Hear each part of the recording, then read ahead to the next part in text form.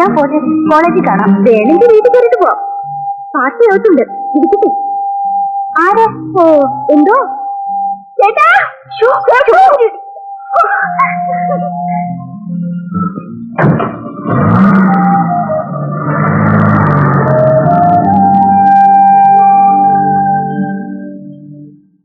ചേച്ചി ചേച്ചി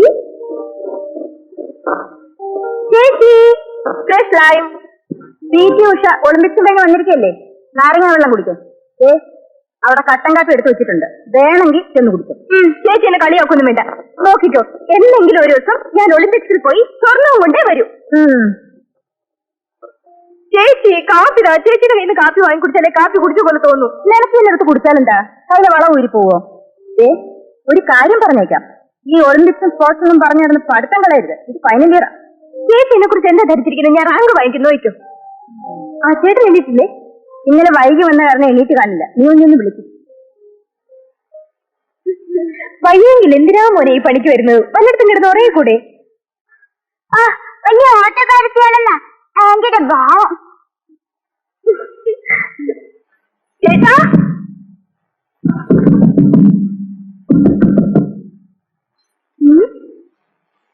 ചേട്ടാ ഇതെന്തൊരു ഉറക്കാ ചേട്ടാ ഇത്? എന്തൊരു ശല്യമാണ്, മനുഷ്യനെ കിടന്നുറങ്ങാൻ സമ്മതിക്കില്ലേ? പിന്നെ എന്തൊരു ഉറക്കാ ചേട്ടാ? നേരെ എത്രയെന്ന വിചാരം? ഉദ്യോഗത്തിനൊന്നും പോകുന്നില്ലേ? പിന്നെ ഈ കൊച്ചുകൊടുപ്പാങ്കാലത്തിന് ചോറുന്നുണ്ടെന്നും പറഞ്ഞേ എനിക്ക് ഓടേണ്ട കാര്യമൊന്നുമില്ലല്ലോ. ചേട്ടന് ശരിക്കും വയറിയാടുന്നുണ്ട്, വേണമെങ്കിൽ എന്റെ കൂടെ കുടിക്കും. എനിക്ക് വേറെ ഒരു പണിയില്ലല്ലോ. എനിക്ക് നിർബന്ധമൊന്നുമില്ല, അല്ലെങ്കിൽ വയറും ചാടി കുട്ടിപ്പട്ടരെ പോലെ ഇരിക്കും. ആ അപ്പഴേ ചേട്ടന് രാവിലെ ഒരു പാർട്ടി അന്വേഷിച്ചു, വിളിച്ചപ്പോ ഒരൊറ്റ പോക്ക്. ആരെന്നറിയൂ?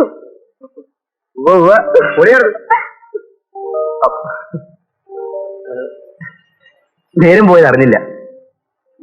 മുൻകൂട്ടി റെഡിയാൻ പറ. ചായ. Thank you.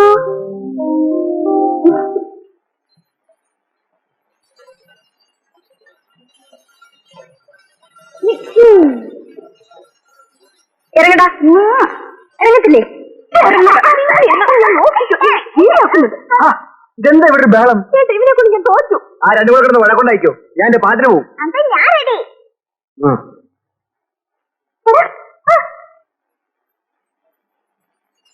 ചേട്ടാ, ലിജിക്ക് ഫീസ് വേണമെന്ന് പറഞ്ഞു. ജനിമോന്റെ സ്കൂളിലെ ഡൊണേഷൻ ഇതുവരെ കൊടുത്തിട്ടില്ല. 2 ദിവസം കൂടെ കഴിയട്ടെ.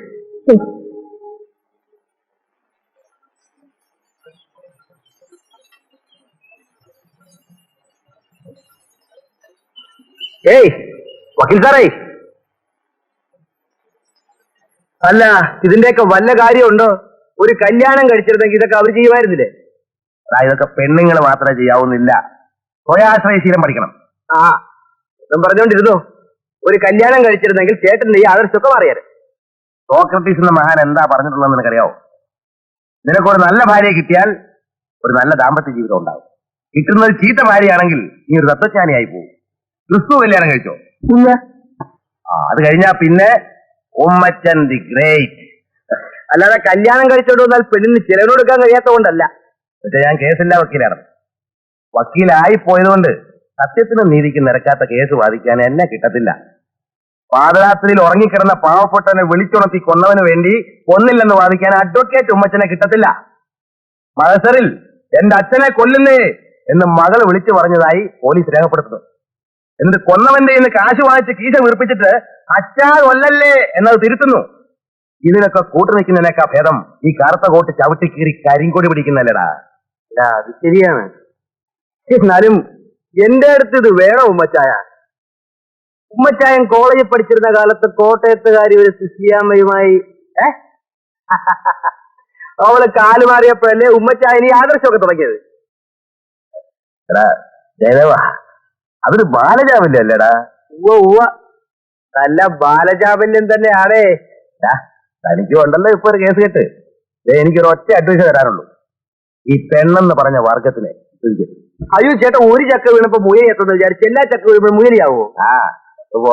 പാക്കലാം. രണ്ടുപേർ റെഡിയായി വന്നിട്ടുണ്ട്. പറ്റോ മച്ചാ? മച്ചേ, അടുത്ത ഒളിമ്പിക്സിന് പോകണ്ട, പ്രാക്ടീസ് ഒക്കെ ശരിക്കും നടക്കുന്നുണ്ടാ? ആ മാറി ആ കയറിക്ക്.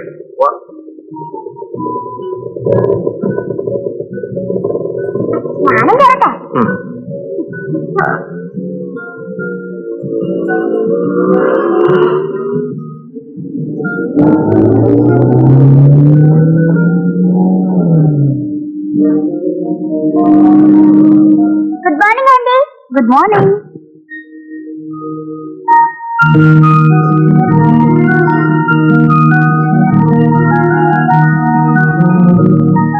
എന്താ അങ്കിള് ആന്റിക്കൊരു ഗമ? അതെ, ആന്റി വരുന്ന വഴിക്ക് ആന്റിയുടെ മുഖത്തൊരു കടന്നൊരു അങ്കിൾ പറഞ്ഞത് ശരിയാണോ ആന്റി? മോനെ, ആണുങ്ങളായാലേ പറഞ്ഞ വാക്കിന് വില ഉണ്ടാകണം. ഈ പെണ്ണുങ്ങൾക്കൊരു പ്രത്യേകത ഉണ്ട് മോനെ, കാര്യം എന്താണെന്ന് അറിയുന്നതിന് മുമ്പ് വണങ്ങുക.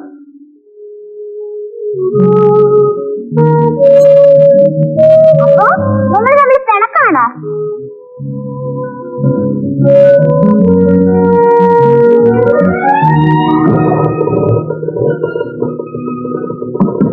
ഹലോ, കോളേജിൽ പോകാനൊന്നും ഉദ്ദേശിച്ചില്ലേ? ആ ഇനി വാ, നമുക്ക് പോവാം. ഞാനിത് പോക്കോളാം. അതെ, ഞാനിതേലാ. സ്ഥലം വിട്ടോ.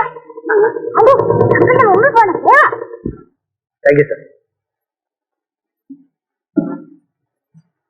Eleven, a call for you. Hello. എടാ ജയദേവാ, നാളെ എന്റെ ഒരു ക്ലയന്റ് വരുന്നുണ്ട്. ഒരു AC റൂം ബുക്ക് ചെയ്യണം. ക്ലയന്റോ? ഇത് എവിടുന്ന് ഒപ്പിച്ചുമ്മച്ചായ? നീ എന്നെ കുറിച്ച് എന്താടാ വിചാരിച്ചത്? ഇത് ആപ്പ കേസൊന്നുമല്ല, ഒരു ഷേക്കാ. വല്ല അറബി കല്യാണവും നടത്തിയ കേസാണോ ചേട്ടാ? പെണ്ണിന്റെ ആങ്ങളമാര് കൈവയ്ക്കും. ഓടാ അവിടെ. ആ ഏതായാലും മുറിവ് സെർവ് ചെയ്തേക്കാം. റൈറ്റ് കാണാം.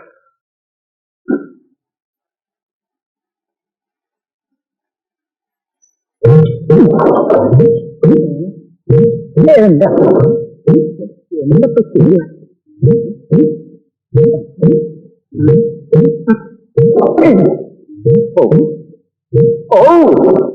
എങ്ങനെ പിന്നെ സ്റ്റാർട്ടാക്കണം?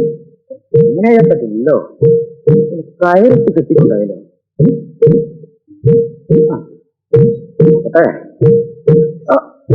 എന്റെ അമ്മേ, ഇത്തൂപ്പേട്ട എന്തായി കാണിക്കുന്നത്? എടാ മോനെ, ഇത് നിന്റെ വണ്ടി തന്നെയാണോ? എന്താ ഇപ്പൊ ഒരു സംശയം? ഇത് വിറ്റാ എന്ത് കിട്ടും? സ്കൂട്ടർ വാങ്ങിക്കാൻ വല്ല പരിപാടി ഉണ്ടോ? വാങ്ങിക്കാനല്ല, ഇതിനെ ഞാൻ എന്റെ തൊഴുത്തിൽ കൊണ്ട് കെട്ടാൻ പോവാ. പശുക്കളുടെ കൂട്ടത്തിൽ ചിരിച്ചും കളിച്ചും നിന്നോട്ടാ, പുല്ല് മക്കളൊന്നും കൊടുക്കണ്ടല്ലോ. എടാ, നീ എനിക്ക് എത്ര മാസം വാടക തരാണെന്ന് വല്ല ഓർമ്മയുണ്ടോ? ഓർമ്മയുണ്ട്. പിന്നെ എന്താ തരാത്തെ? അടുത്ത ആഴ്ച ഞാൻ കുറച്ച് രൂപ തരാം. ഇത് ഞാൻ കേൾക്കാൻ വേണ്ടി കുറെ ആയി. അല്ല, നീ എന്റെ അമ്മായിയുടെ മോനൊന്നുമല്ല ഇവിടെ വെറുതെ കയറി താമസിക്കാനായിട്ട്. അല്ല. എടാ, ഇത്രയും വലിയൊരു വീട് ഇത്രയും ചെറിയ വാടകയ്ക്ക് ഞാൻ നിനക്ക് തന്നതിന്റെ രഹസ്യം എന്താണെന്ന് അറിയോ? ഇല്ല. മരിച്ചുപോയ നിന്റെ അച്ഛനും ഞാനും തമ്മിലുള്ള ബന്ധത്തിന്റെ പേരില്ല. ഇപ്പൊ മനസ്സിലായോ? മനസ്സിലായി. മനസ്സിലായില്ലേ? എന്നാലും വാടക തരില്ല.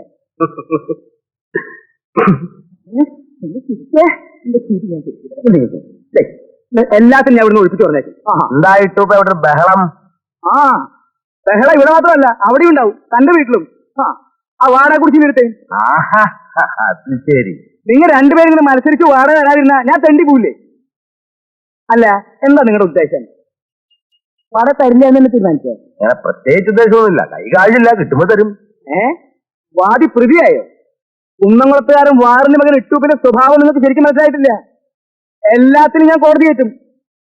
എന്നെ കോടതി കയറ്റാൻ വരണ്ട, ഞാൻ ദിവസവും കോടതി പോകുന്നു. അത് കോട്ട് വിട്ട് കയ്യിൽ കേസ് കെട്ടുമായിട്ടാ. ഇത് അങ്ങനെയല്ല, കൂച്ചുവരങ്ങായിട്ടാ.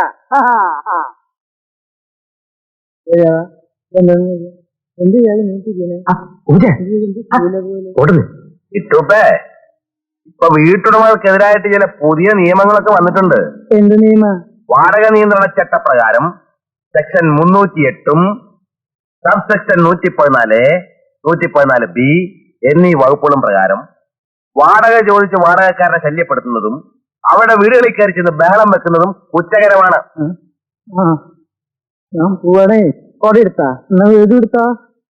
കുറ്റം തെളിഞ്ഞാൽ ശിക്ഷ എന്താണെന്നറിയാവോ? അതിന് ഞാൻ വക്കീലല്ലോ. അന്യായമായ പലിശയ്ക്ക് പണം കടം കൊടുക്കുകയും ആ പലിശപ്പണം കൊണ്ട് കെട്ടിടം പണിത് വാടകയ്ക്ക് കൊടുക്കുകയും വാടകക്കാരിൽ നിന്ന് അന്യായമായ വാടക ഈടാക്കുകയും ചെയ്യുന്ന കുന്നംകുളം സ്വദേശി വാറുണ്ണി മകൻ ഇട്ടൂപ്പിന് 5 വർഷത്തെ കഠിനടവും 10,000 രൂപ പിഴയും വിധിച്ചിരിക്കുന്നു.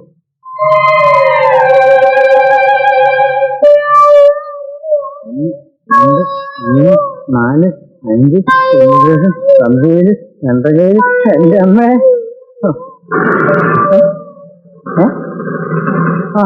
ഓമ്പ ഗേറ്റ് അടച്ചേക്കണം കേട്ടോ.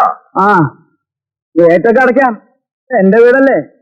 ഇങ്ങൊക്കെ വേണ്ടതേ നല്ല പുളിവാറിൽ വെച്ചിട്ടേ തുണി അങ്ങോട്ട് പൊക്കിയിട്ട് ചന്തിമ പടക്കണം, അല്ലാതൊന്നും ശരിയാവില്ലടാ.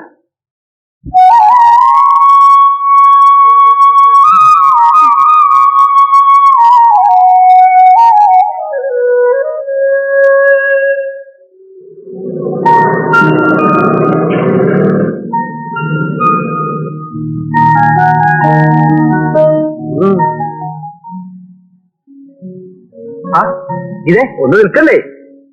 അല്ല, ഇതെന്താ പതിവില്ല അമ്പലത്തിലൊക്കെ? ഓ, തിങ്കളാഴ്ച നോയമ്പിന് പകരം ശനിയാഴ്ച നോയമ്പൊക്കെ എടുത്തു തുടങ്ങിയല്ലേ? ഇവണേ, നിന്റെ പിണക്കം ഇതുവരെ മാറിയില്ലേ? നിന്റെ ബർത്ത്ഡേക്ക് വരാൻ എനിക്ക് പറ്റിയില്ല, അതിനാണോ ഈ പിണക്കം? അന്ന് ഹോട്ടലിന്റെ ആവശ്യത്തിന് എറണാകുളത്ത് വരെ പോയിന്റ് വന്നോണ്ടല്ലേ? അപ്പോഴേ ഇത് നിന്റെ എത്രാമത്തെ പിറന്നാളാ? ഓ, 19ാമത്തെ ആണല്ലേ? 2 വർഷത്തിന് മുമ്പല്ലേ നിന്റെ 19ാമത്തെ പിറന്നാൾ ആഘോഷിച്ചത്? ഇനി ഒരു കാര്യം ചെയ്യാം, ഇനി മുതൽ നിന്റെ എല്ലാ ബർത്ത്ഡേയും ഫെബ്രുവരി 29 വെക്കാം. അപ്പൊ പിന്നെ 4 വർഷത്തിലൊരിക്കൽ ആഘോഷിച്ചാൽ മതിയല്ലോ. അപ്പോ ചിരിക്കാനും അറിയാം. ഏതായാലും വഴക്ക് തീർന്നല്ലോ. അറിയോ, ഞാൻ എത്ര നേരം ഉണ്ണാതെ കാത്തിരുന്നു. കാണാതായപ്പോ വൈകിട്ടെങ്കിലും വരുമെന്ന് വിചാരിച്ചു.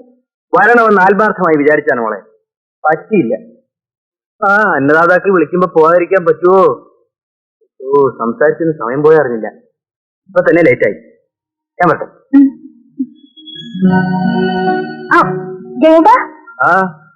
ഒരു വിശേഷമുണ്ട്. അച്ഛൻ എനിക്കൊരു പ്രപ്പോസൽ കൊണ്ടുവന്നിട്ടുണ്ട്. അങ്കിളുടെ മകനാ, ഫോറിനില്ല. ബർത്ത്ഡേക്ക് വന്നിരുന്നു. ആഹാ, അപ്പൊ പിന്നെ കല്യാണം ഉറപ്പിച്ചാൽ മതിയല്ലോ. ഒരു ഉഗ്രൻ കല്യാണ പന്തലും ഒന്നാന്തരം ഒരു കതിർമണ്ഡപം ഉണ്ടെങ്കിൽ സംഭവം ക്ലീൻ ക്ലീൻ. ജയത്തിൽ എപ്പോഴും തമാശയാ. ഇവനെ എന്നെ നിനക്ക് ഇഷ്ടമാണോ? എന്നാൽ ഞാൻ തന്നെ നിന്നെ കല്യാണം കഴിക്കും.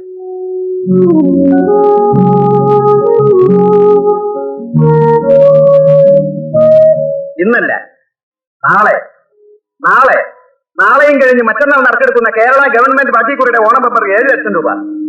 ഇന്നല്ല, നാളെ. നാളെ നാളെയും കഴിഞ്ഞ് മറ്റന്നാൾ നറുക്കെടുക്കുന്ന കേരള ഗവൺമെന്റ് ബാക്കിക്കുറിയുടെ ഓണം പേപ്പർ 7 ലക്ഷം രൂപ.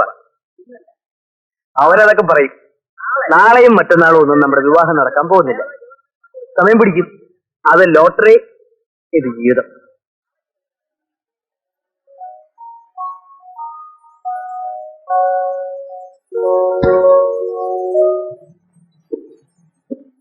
ഏതായാലും സാറും എടുക്കാൻ തന്നെ. നേരെ അനങ്ങാതെ ഇത്രയും കാശ് കയ്യിൽ വന്നില്ലേ. മുതലാളിക്ക് 1 ലക്ഷം രൂപ നഷ്ടം. മുതലാളിക്ക് നഷ്ടമൊന്നുമില്ല. എനിക്ക് 1 ലക്ഷം രൂപ തന്നുകൊണ്ട് മുതലാളിക്ക് 4 ലക്ഷം ലാഭം. തൊഴിലാളികൾ ഡിമാൻഡ് ചെയ്ത് ബോണസ് കൊടുക്കണമെങ്കിൽ മുതലാളിക്ക് 5 ലക്ഷം രൂപ വേണം. അത് ശരിയാണ്. തൊഴിലാളികളോട് സാറെന്ത് പറയും? അവർ കിടന്ന് ബഹളം ഉണ്ടാക്കൂലേ? എന്ത് ബഹളം? ഞാൻ പറയുന്നത് അവരനുസരിക്കും. ഇടയം പറയുന്നത് അനുസരിക്കുന്ന കുഞ്ഞാടുകളല്ലേ അവർ. സാർ, സാരാരാ? ഒരു കുഞ്ഞാടാണേ. തനിക്കെന്താണ് ഇവിടെ കാര്യം? എനിക്കങ്ങനെ പ്രത്യേകിച്ച് കാര്യമൊന്നുമില്ല. സാറിനും കാര്യമില്ലാത്ത കാര്യമല്ലേ ചെയ്യുന്നത്? എന്തിനാ സാറേ പാവങ്ങളെ പറ്റിച്ച് കമ്മീഷൻ അടിക്കുന്നത്? ആ പൈസ കൊടുത്തേക്ക്, ഇക്ക വരും, വെറുതെ ചടി കേടാവും. ആരോട് തന്റെ ഇക്ക? ദൈവമാണോ? ദൈവമൊന്നുമല്ല, ഈസ് എ സുൽത്താൻ. സുൽത്താനോ? അവൻ അത്ര വലിയവനാണെങ്കിൽ ഇതങ്ങോട്ടേക്ക്. ഇക്ക, അവൻ മര്യാദക്ക് പൈസ ഒന്നും മട്ടില്ല.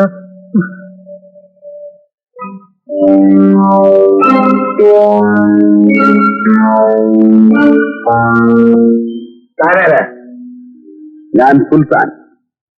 മോശമല്ലേ സാറേ ഇതൊക്കെ? പാവങ്ങളുടെ കാറ്റും കൊടുത്തേക്ക്. താൻ പോടോ. താൻ അവരുടെ വക്കീലാണോ? ഏയ്, ഞാൻ വക്കീലൊന്നുമല്ല. പക്ഷേ പാവങ്ങളെ പറ്റിക്കാൻ ഞാൻ സമ്മതിക്കത്തില്ല. പറ്റിച്ച താൻ ചെയ്യും. ഇത്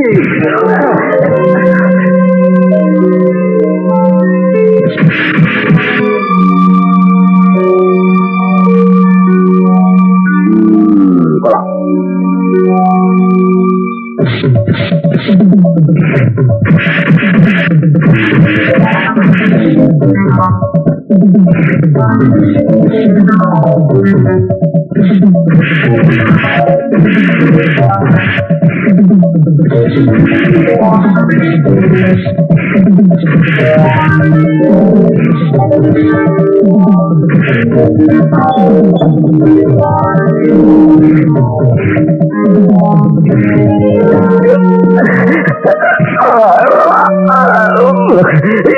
ഉപദ്രവിക്കരുത്. എന്തോന്ന് ഉപദ്രവം? ഞങ്ങളെപ്പോലെയുള്ള പാവപ്പെട്ട തൊഴിലാളികൾ കഷ്ടപ്പെട്ട് അധ്വാനിച്ചുണ്ടാക്കി അതിൽ നിന്ന് മുതലാളിയുടെ ലാഭം കഴിഞ്ഞിട്ട് മിച്ചമാണ് ഞങ്ങൾക്ക് ബോണസായിട്ട് കിട്ടുന്നത്. അത് നീ കൊണ്ടുപോയി സൂചിച്ചാൽ എങ്ങനെയാ മുതലാവുന്നേ? അപ്പോഴേ ഞാൻ ആ പെട്ടി ഞാൻ കൊണ്ടുപോവാ കേട്ടോ.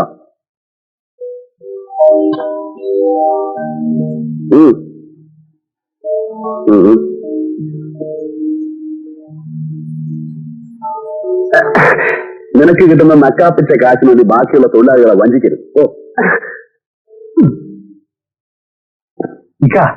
ഈ പണം നമുക്ക് യൂണിയൻ ഓഫീസിൽ ഏൽപ്പിക്കാം. വരട്ടെ. ഹോട്ടൽ ബ്ലൂ ഹിൽസിൽ മുതലാളി താമസിക്കുന്നുണ്ട്. ഇവനെ പോലെയുള്ള നാറിയ നേതാക്കന്മാർ അയാൾ എന്തെങ്കിലും കൊടുത്ത് പറ്റിക്കും. അങ്ങനെ വിട്ടാൽ ശരിയാവില്ല.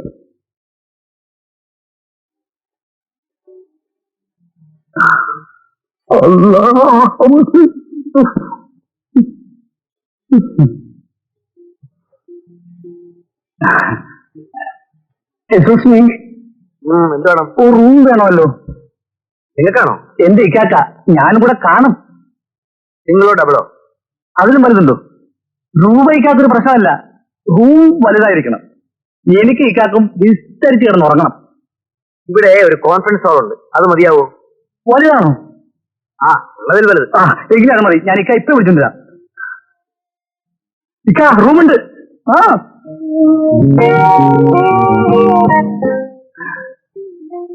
ഇതാണ് നമ്മുടെ ഇക്ക. നിങ്ങളോ ഡബിളോ? ഡബിൾ. എത്ര പേരുണ്ട്? പേര് അബ്ദുൾ റസാഖ്. സുൽത്താൻ. അഡ്രസ്? ഞങ്ങൾ അങ്ങനെ അഡ്രസ് ഒന്നും ആർക്കും പറഞ്ഞു കൊടുക്കാറില്ല, മനസ്സിലായില്ലേ? വേണമെങ്കിൽ നിന്റെ അഡ്രസ് പറഞ്ഞു കൊടുക്കാം. പാത്തുമാ തേണ്ടിപ്പറമ്പിൽ. തൊണ്ടിപ്പറമ്പിലല്ല, തൊണ്ടിപ്പറമ്പിൽ. അങ്ങനെ തന്നെ. എന്താ അഡ്വാൻസ് എത്ര രൂപ വേണം? 200. എത്ര ബാക്കി എന്താ?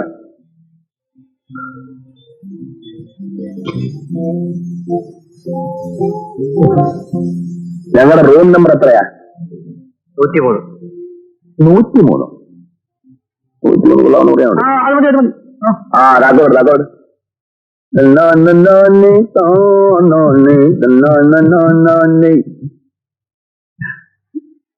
അമ്മേ. എന്താണാ കുറിച്ചോനെ? നിങ്ങൾ എവിടെയായിരുന്നു? നമ്മൾ എവിടെയായിരുന്നു? സത്യം പറയണം, നിങ്ങൾ എവിടെയായിരുന്നു? ഞങ്ങൾ വലിയൊരു ഹോട്ടലിൽ ഷേഖന്മാരെ പോലെ താമസിക്കുകയായിരുന്നു. ഉമ്മ ഇത് ഉമ്മാക്ക് സുഖം തന്നെയല്ലേ? എന്താ കൈപ്പറ്റിക്കാത്ത? അത് കാശ്. കാശോ? എവിടുന്ന്? എന്താ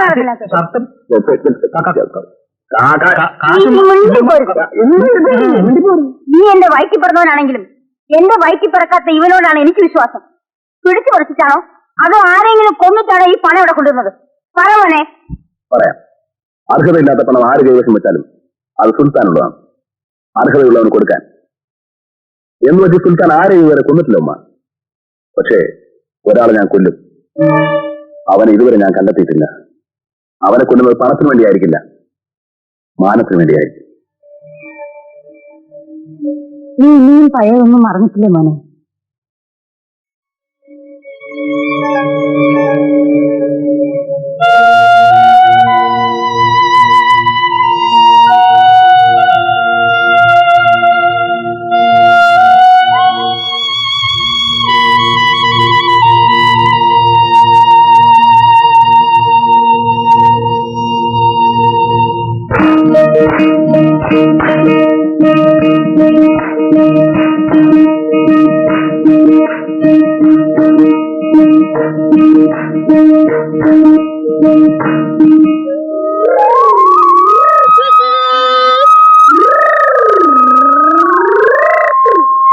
നീ ഇത് എവിടെ പോയിരിക്കായിരുന്നു? നിനക്ക് പള്ളിക്കൂടത്ത് പോണ്ടേ?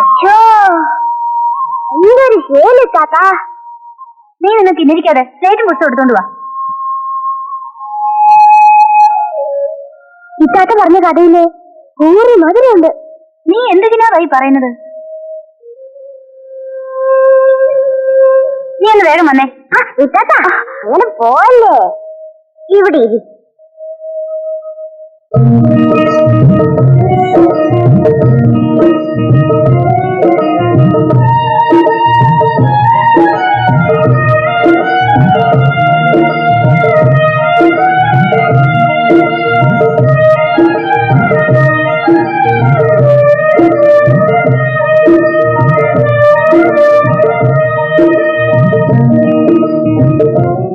നിനക്കെന്താ പ്രാന്താണോ? ഇത്താത്ത ഞാൻ ജമാലിന്റെ ഇത്താത്തയുടെ നിക്കാഹിന് പോയിട്ട് വരിക. പുതുപ്പെണ്ണിന്റെ വേഷത്തിൽ ജമാലിന്റെ ഇത്താത്തേക്കാണ് എന്ത് ശേല. എന്റെ ഇത്താത്ത ആ വേഷം ഇട്ട അതിനേക്കാൾ ശേലായിരിക്കും. മോൻ പഠിച്ചു വലുതായിട്ട് വേണ്ട ഇത്താത്തയുടെ നിക്കാഹ് നടത്താൻ. ഇത്താത്ത നോയിക്കോ, പഠിച്ചു വലുതായി എന്റെ ഇത്താത്തയുടെ നിക്കാഹ് ഞാൻ നടത്തും.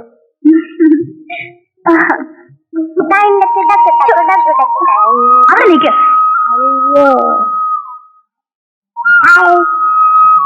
വൈകിട്ട് മോന് അഴീക്കന് മൊയ്തനെ കൂട്ടി വീട്ടിലേക്ക് പോയിക്കോ. ആ മോനെ.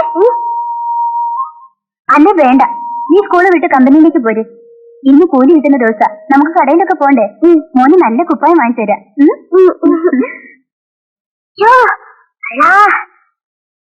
വൈകിട്ട് കമ്പനി പിടിക്ക് ചെല്ലണമെന്നാ ഇപ്പാത്ത പറഞ്ഞേ. ഇപ്പൊ തന്നെ സന്ധ്യ ആവാറേ, ഞാൻ പോവാ.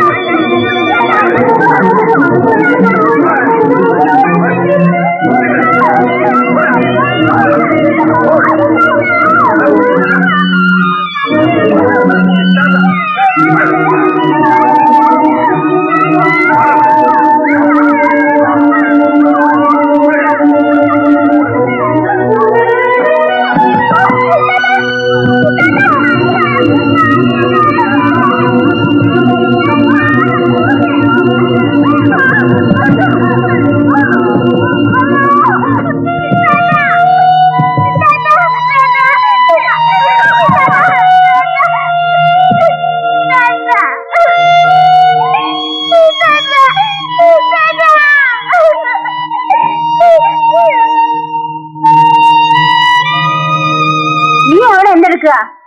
വന്ന് ഊണ് കഴിക്കേ.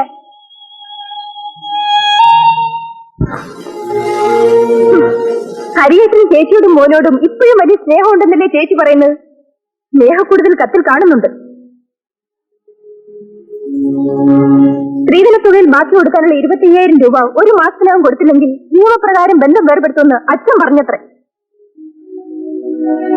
മനുഷ്യത്വം തൊട്ടു വേണ്ടിയിട്ടില്ലാത്ത ഒരു അച്ഛനും നട്ടിലില്ലാത്ത ഒരു മോനും. വിജി, എന്താ ഭർത്താവിന്റെ നട്ടിലില്ലായ്മയെ കുറിച്ച് പറയുമ്പോ വിഷമം തോന്നുന്നുണ്ടാവും അല്ലേ? വിജി, നീ എന്തൊക്കെയാണ് പറയുന്നത്?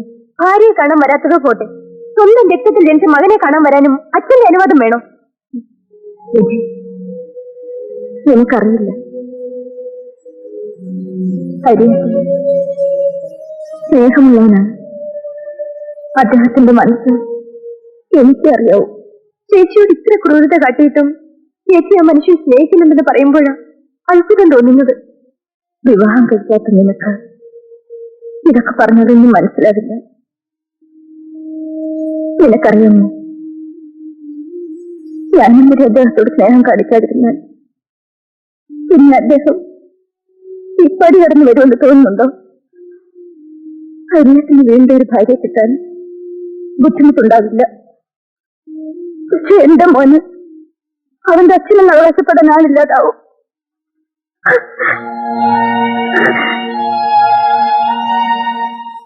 ഞാനും അദ്ദേഹവും കൂടി 1.5 വർഷമേ ജീവിച്ചുള്ളെങ്കിലും അദ്ദേഹമില്ലാത്തൊരു ജീവിതം എനിക്ക് ഓർക്കാൻ കൂടി കഴിയില്ല. എനിക്കറിയാമോ, എന്റെ മോനെ ഓർത്തിട്ട അല്ലെങ്കിൽ പണ്ട് ഞാൻ ആത്മഹത്യ ചെയ്തേനെ. ചേച്ചി, എന്ത് അവിവേകമായി പറയുന്നത്? എല്ലാം നമ്മുടെ അച്ഛനാണ് വരുത്തി വെച്ചത്. മക്കളെ കെട്ടിച്ചേറ്റും പണമില്ലെങ്കിൽ വീട്ടിൽ നിർത്തിയായിരുന്നു ഇതിലും ഭേദം. അദ്ദേഹത്തിന്റെ കത്ത് വന്ന വിവരം ജയത്തോട് പറയണ്ട. അല്ലാതെ തന്നെ നമുക്കെല്ലാവർക്കും വേണ്ടി ചേച്ചി എന്തുമാത്രം കഷ്ടപ്പെടുന്നു. ചേച്ചി, ചേച്ചി, എന്താ ഈ പറയുന്നത്? ജയത്തിനോട് പറയാതിരുന്ന ചേച്ചിയുടെ മോന്റെയും ജീവിതം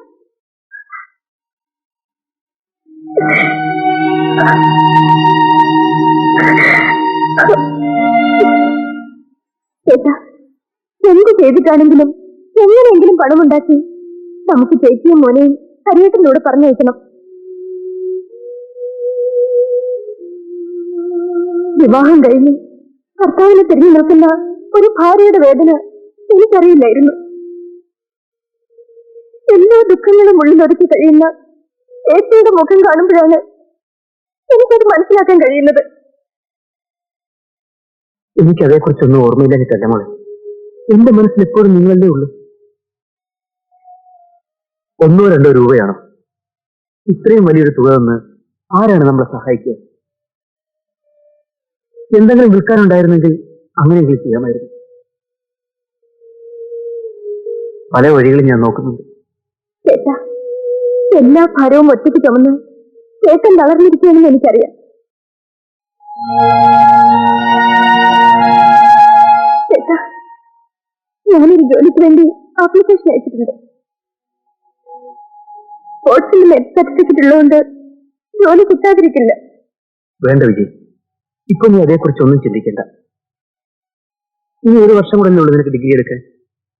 അതിനു മുമ്പ് നീ മറ്റൊന്നും ആലോചിക്കില്ല. ഹരിദാസിന്റെ കത്ത് വന്നെന്നും പറഞ്ഞ് നീ ഇങ്ങനെ വിഷമിച്ചിരുന്നിട്ട് എന്താ കാര്യം? നമുക്ക് എന്തെങ്കിലും വഴി കണ്ടുപിടിക്കാം.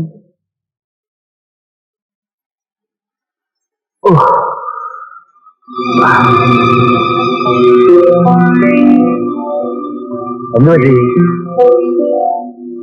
വല്ലാത്തൊരു തലവേദന. നീ ആവശ്യമില്ലാതെ ഓരോ കാര്യങ്ങൾ ആലോചിച്ച് ഇല്ലാത്ത ടെൻഷൻ വലിച്ചു വെച്ചിട്ടാ. നിനക്ക് ഈ തലവേദന ഇടയ്ക്കിടയ്ക്ക് വരാറുണ്ടല്ലോ. ഏതെങ്കിലും ഡോക്ടറെ കാണിക്കൂ.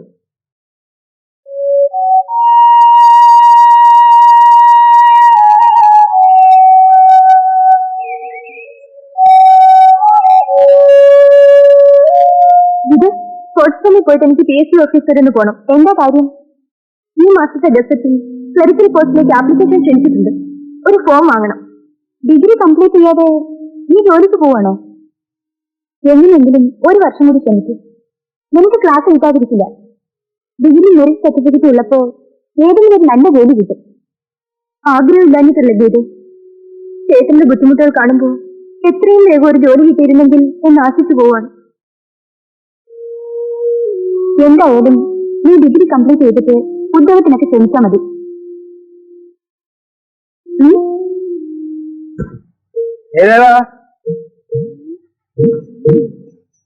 ഞാൻ വാടക കിട്ടാണ്ട് എവിടെ പോയി?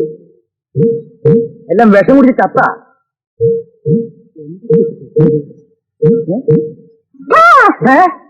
ഞെട്ടിപ്പിച്ച് കളിക്ക. കാശ് ചോദിക്കാൻ വരുമ്പോ ആനപ്പടക്കം പിടിച്ച് പേടിപ്പിക്ക. ഈ ഒരു കാര്യം ഒരു വലിയ തോക്ക് മേടിച്ച് ഈ ഇട്ടു പെണ്ണ നെഞ്ചത്തിന് വെടി. അപ്പൊ പിന്നെ കാശ് ചോദിക്കാൻ വരില്ലല്ലോ. മോനെ, ആ കാണുന്നത് റോഡല്ലേ? ഇങ്ങോട്ട് ബസ് പോകണ്ടേ? ഇങ്ങോട്ട് കാറ് പോകണ്ടേ? നല്ല സ്പീഡില്ലേ? നീ അതിന്റെ ഇടയിൽ ചെന്നു. എവിടെ നിന്ന് എന്താ കാര്യം? ഇതൊന്നും ചാവില്ലാന്ന്. എന്താ ഇഷ്ടപ്പെട്ടില്ല മെനക്കുട്ടിനെ കൂടി തിരിച്ചു കളിക്ക്. ഇപ്പൊ അങ്ങനെ തോന്നിയത് അല്ല. ഇവിടെ എലിവശം ഇരിപ്പുണ്ട്. ഉണ്ടെങ്കിലേ ഒരു തേനക്കൊത്തിൽ മുക്കിയിട്ട് ഈ ചെക്കന് കൊടുത്തു. ഇതിന് ശല്യം ഒഴിവായി കിട്ടുമല്ലോ. അല്ല, ഞാൻ മുഖസ്തുതി പറയാന്ന് വിചാരിക്കരുത്. വേറെ വല്ലവരായിരുന്നെങ്കിൽ ഈ ചെക്കനെ പണ്ട് തല്ലി കൊന്ന് കാട്ടി ചുറ്റിപ്പെട്ടിൽ എന്തിനാ വന്നത്? നിങ്ങളുടെ സുഖ സൗകര്യങ്ങൾ അന്വേഷിക്കാൻ വന്നതാ. കുളിച്ചോ? ഉണ്ടോ? എനിക്കൊരു സംശയം. വാടക ചോദിക്കാൻ വരുമ്പോ തിരിച്ചു കാണിക്കുന്ന നിങ്ങളുടെ പാരമ്പര്യം. ചുറ്റിപ്പെട്ടിൽ എന്താ വേണ്ടത്? എനിക്ക് എന്റെ വാടക കിട്ടണം. വാടകയില് വേണ്ടു? ഇപ്പൊ തരാം. ഇപ്പൊ എവിടുന്നപ്പോ കാശ്? എന്റെ കള്ളനോട്ടടി ആവോ? ഒക്കെ പാടെ അകത്താവോ? അകത്താവണേ അകത്താവട്ടെ. എനിക്ക് എന്റെ കാശ് കള്ളനോട്ടടി ഒന്നും ആവില്ല.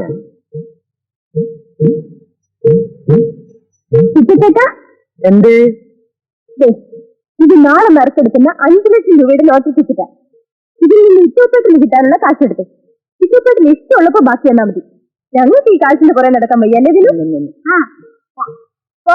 ഇതും കൂടി വെച്ചോ. ഇതൊക്കെ പഴയ ടിക്കറ്റാ.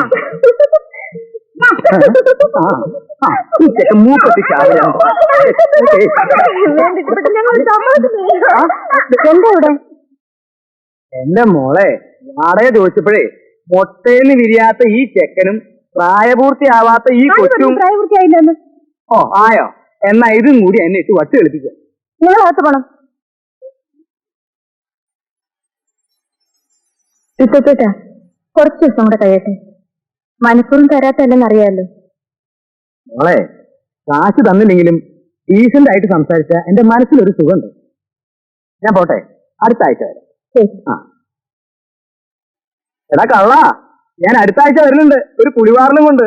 പോട്ടെ.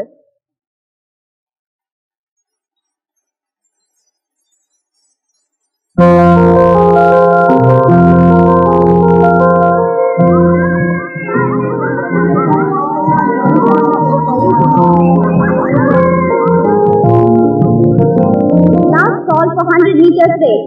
The following competitors, please report at the starting point. Jasmine Joseph, Marina K. Anthony, Anisha, Vijay Balakrishnan, Hindu George, Meena, Suma, Lata, and Sangam.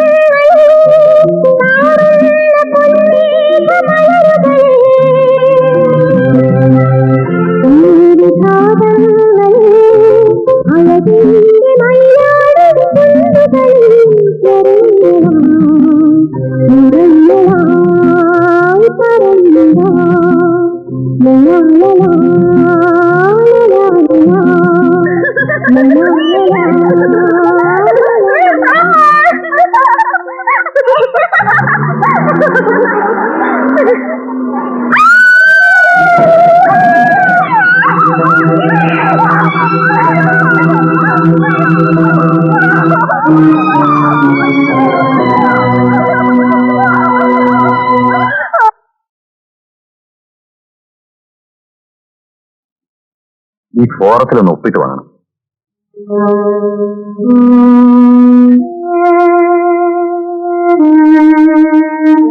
ഒപ്പിടണം.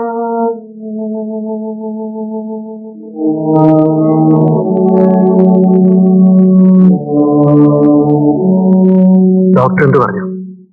ഇടത് കാല് മുറിച്ചു കളയണമെന്ന് പറഞ്ഞു.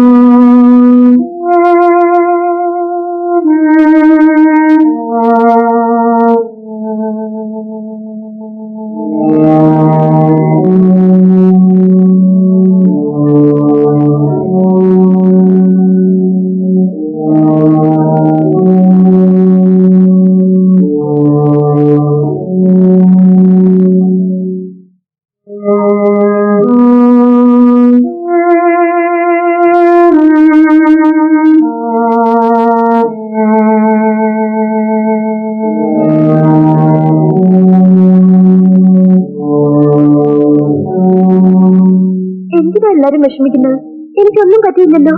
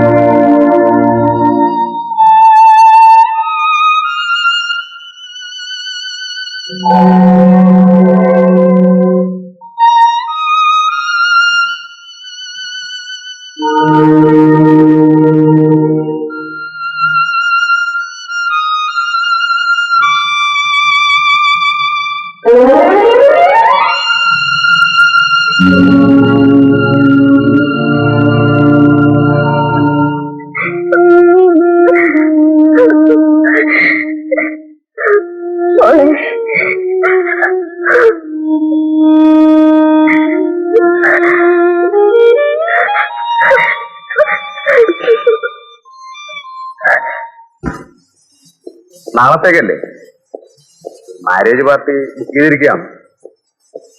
Yes, where is my air ticket? Just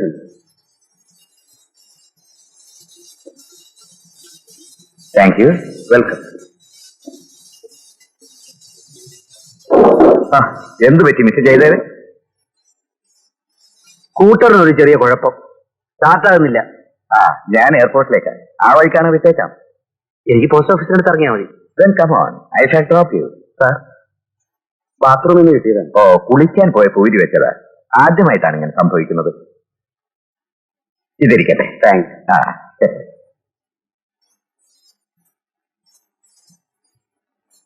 ഇത് ഹോങ്കോങ്ങിൽ നിന്ന് വാങ്ങിയതാ. ഏതായാലും കിട്ടിയത് ഭാഗ്യം. Come on.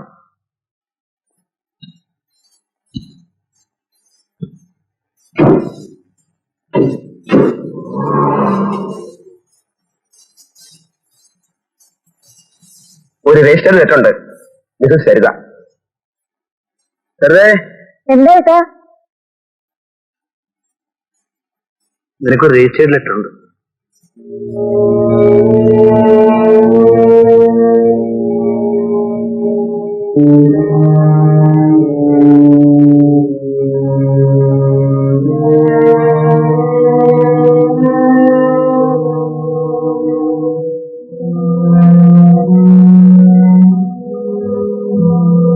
വക്കീൽ നോട്ടീസാണ് അല്ലേ?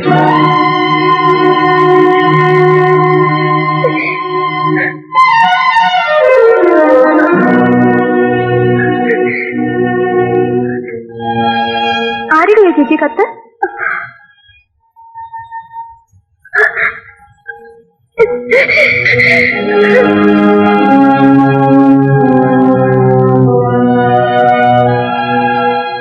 ചേട്ടാ,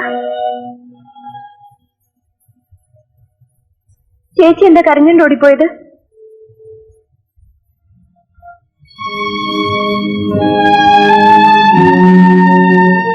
സരിതയ്ക്ക് ഹരിയുടെ വക്കീൽ നോട്ടീസ് വന്നിരിക്കുന്നു. വെറും 25,000 രൂപയ്ക്ക് വേണ്ടി 6 വർഷം പ്രായമുള്ള ഭാര്യാഭർത്തൃ ബന്ധം വേർപെടുത്താൻ പോകുന്നു. ചേച്ചിയുടെ സ്നേഹമുള്ള ഭർത്താവിന്റെ തീരുമാനം. ചേട്ടന്റെ നിസ്സഹായത എനിക്കറിയാം. ഇനിയെങ്കിലും ചേട്ടൻ എനിക്കൊരു ജോലി വാങ്ങിത്തരും. ഞാൻ ആഗ്രഹിച്ചിരുന്ന ജോലി ഇനി എനിക്ക് കിട്ടില്ല. ഒരു വികലാംഗയുടെ ജോലിയെങ്കിലും എനിക്ക് വാങ്ങിത്തരൂ ചേട്ടാ.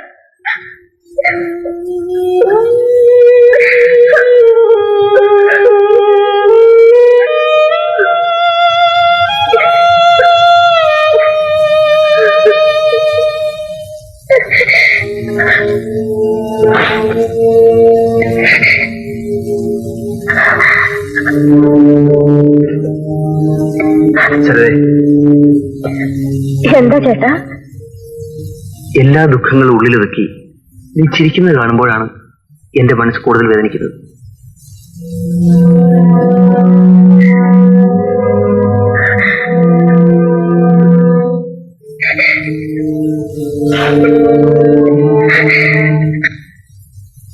ഉമ്മച്ചായം കോടതി കഴിഞ്ഞ് ഇതിലേ വാ, നമുക്ക് ഒരുമിച്ച് പോവാം.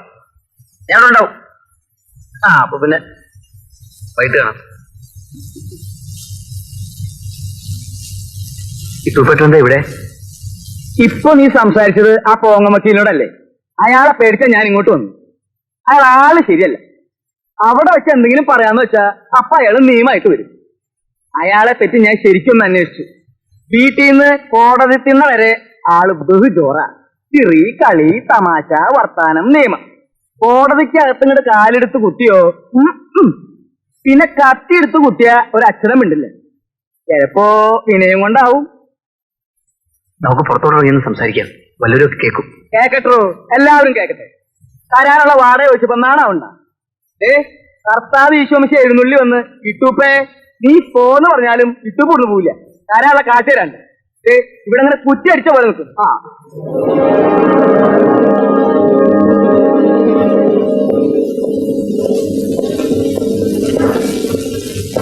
നിങ്ങളാണോ മിസ്റ്റർ ജയദേവൻ?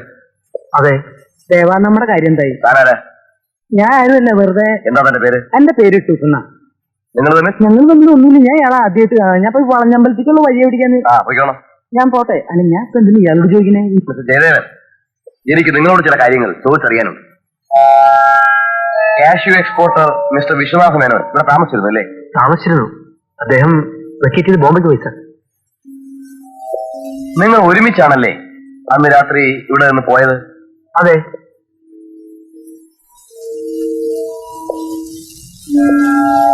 എന്നിട്ട് നിങ്ങളിവിടെ ഇറങ്ങി? പോസ്റ്റ് ഓഫീസിന് മുമ്പിൽ. എന്താ സാർ? വിശ്വനാഥമേനോന്റെ ജഡം ഇന്ന് കടപ്പുറത്ത് നിന്ന് കിട്ടി. പോസ്റ്റ്മോർട്ടം റിപ്പോർട്ടിൽ കൊലപാതകമാണെന്നാണ് പറയുന്നത്.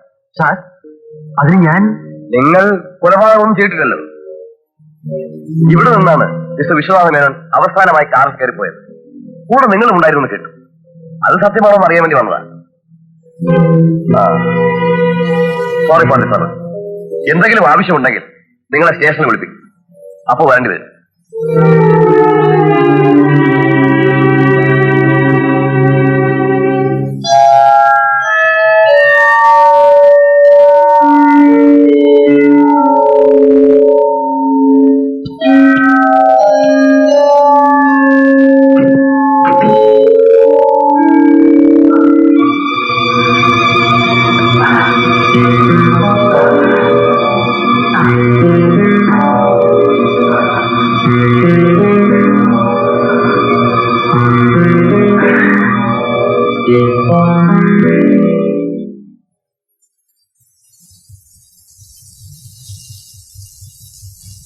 തൽക്കാലം ഞാൻ കുറച്ച് ടാബ്ലറ്റ്സ് തരാം. എന്നാലും തലവേദന ഇങ്ങനെ കൂടെ കൂടെ വരുന്നതുകൊണ്ട് ഒരു ന്യൂറോ സ്പെഷ്യലിസ്റ്റിനെ കാണിക്കുന്നതാണ് നല്ലത്.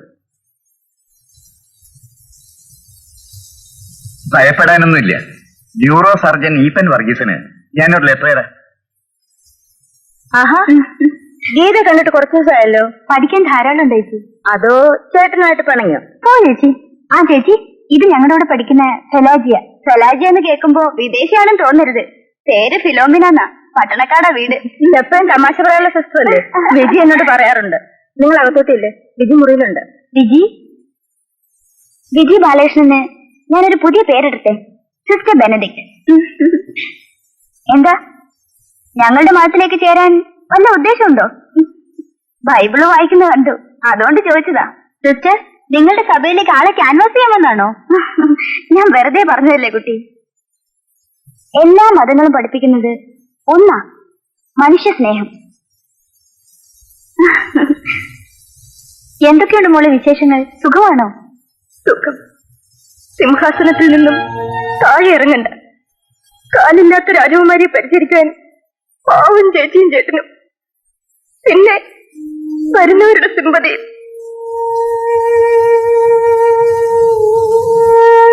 എല്ലാം വിധിയാണെന്ന് കരുതു കുട്ടി.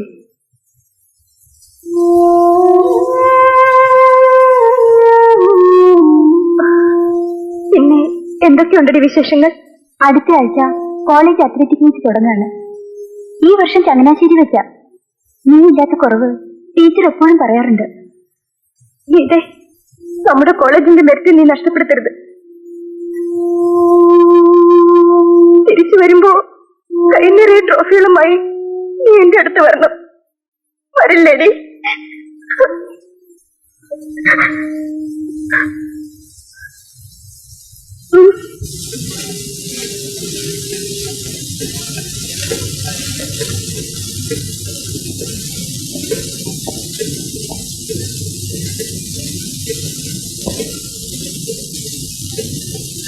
എന്താ ഡോക്ടർ? No nothing. ജയദേവന് വീട്ടിൽ ആരൊക്കെയുണ്ട്? ഭാര്യ ഇല്ല, അച്ഛനും അമ്മയും മരിച്ചുപോയി. തനിച്ചാണ്? പറയാൻ വിഷമമുണ്ടെങ്കിൽ പറയണ്ട. ഭർത്താവിൽ നിന്നകന്ന് എന്റെ ഒരു സഹോദരി അവളുടെ മകനും വീട്ടിൽ വന്ന് നിൽക്കുന്നു. കാൽ നഷ്ടപ്പെട്ട് വീൽ ചെയറിൽ കഴിയുന്ന അവിവാഹിതയായ വേറൊരു സഹോദരി.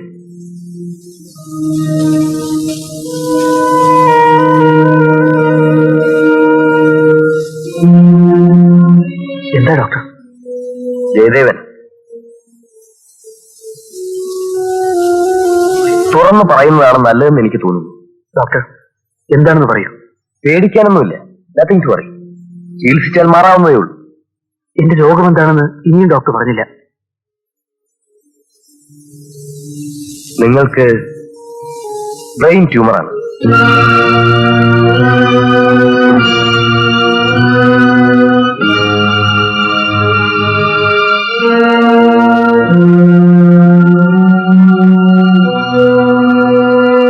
സാരമില്ല, ഒരു ഓപ്പറേഷൻ കൊണ്ട് മാറ്റാവുന്നതേ ഉള്ളൂ.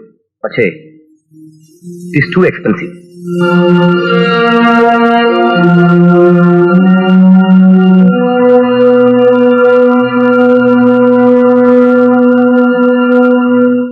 ഇനി എനിക്ക് ക്ഷമിക്കാൻ വയ്യ. ഓരോ ദിവസം വരുമ്പോഴും ഇന്ന് വാ, നാളെ വാ, മറ്റന്നാ വാ, ആളായിട്ട് കുരങ്ങ് കളിപ്പിക്കുക. ഇന്ന് എനിക്ക് രണ്ടിലൊന്നും അറിയണം. ഒന്നുകിൽ എന്റെ പണം, അല്ലെങ്കിൽ ഇപ്പൊ തന്നെ ഇവിടെ ഇറങ്ങി തരണം. ആ, നല്ല ഡീസന്റ് പാർട്ടികൾ 3-4 മാസത്തെ അഡ്വാൻസ് ആയിട്ട് എന്റെ പുറകെ നടക്കുക. അല്ല, നിങ്ങൾ എന്താ വിചാരിച്ചേ? ഒരു ദിവസം കാലത്ത് ഈ വീട് മുളച്ചു വന്നാണെന്നാ? ചേട്ടൻ കുറച്ച് രൂപ ഒരിടത്ത് ചോദിച്ചിട്ടുണ്ട്. കിട്ടിയ ഉടനെ തരാം. കിട്ടിയ തന്നേക്കാണ്. മോളെ, ഞാൻ ഒരു കാര്യം പറയാം. ജയദേവനും ആ കാലില്ലാത്ത കൊച്ചിനും താമസിക്കാൻ ഇത്രയും വലിയൊരു വീട് വേണ്ട. ഏതെങ്കിലും ചെറിയ വീട് മതി. ഇതൊരു അധിക ചെലവല്ലേ? മോളും മോളുടെ കൊച്ചും കൂടെ കെട്ടിയവന്റെ അടുത്ത് പോ. കെട്ടിയവനുമായി പിണങ്ങിയിട്ടുള്ള ജീവിതം നല്ല പെണ്ണുങ്ങൾക്ക് ചേർന്നതല്ല. ഇതൊന്നല്ല, ചേച്ചി എവിടെ താമസിക്കുന്നത് തീരുമാനിക്കേണ്ടത് ഞങ്ങളാണ്. നിങ്ങൾക്ക് വേണ്ടത് വാടകപ്പണമല്ലേ? ഇതാ, ഇതെനിക്ക് സ്പോർട്സിന് കിട്ടിയ മെഡലാ.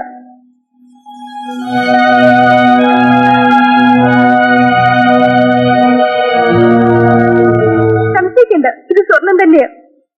ഇത് വെച്ച് ഇറ്റോപ്പേട്ടൻ വാടകപ്പണം എടുത്തോളൂ. ഇതുകൊണ്ടും തന്നില്ലെങ്കിൽ അതാ ആ വെള്ളിക്കപ്പൊള്ളും കൂടി എടുത്തോളൂ. വിജി ചേച്ചി, ഈ മെഡൽ അലങ്കാരത്തിന് വേണ്ടി അലമാരിയിൽ സൂക്ഷിക്കുന്നതിനേക്കാൾ ഭേദം ഒരാളുടെ കടമെങ്കിലും തീരുമല്ലോ. വേണ്ട മോളെ, ഇത് മോള് തന്നെ സൂക്ഷിച്ചു. മോൾക്ക് ഓടിച്ചാടി കിട്ടിയ സമ്മാനമല്ലേ, അത് ഇട്ടൂപ്പിന് വേണ്ട. സ്വർണ്ണം എന്തോരം വേണമെങ്കിലും ഈ ഇട്ടൂപ്പിന് പൈസ കൊടുത്താൽ കിട്ടും. പക്ഷേ ഇനി ഇതുപോലൊരു സമ്മാനം വാങ്ങാൻ എന്റെ മോൾക്ക് കഴിയില്ലല്ലോ.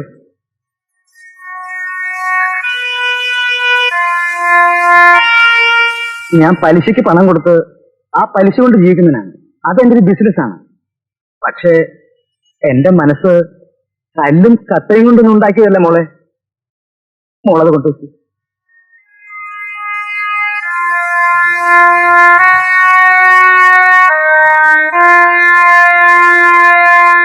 എനിക്കും നിങ്ങളെപ്പോലത്തെ മക്കളുള്ളതാണ്. വാടക തന്നില്ല എന്ന് കരുതി മക്കളെ വീട്ടിൽ നിന്ന് ഇറക്കി വിടാൻ പറ്റുമോ?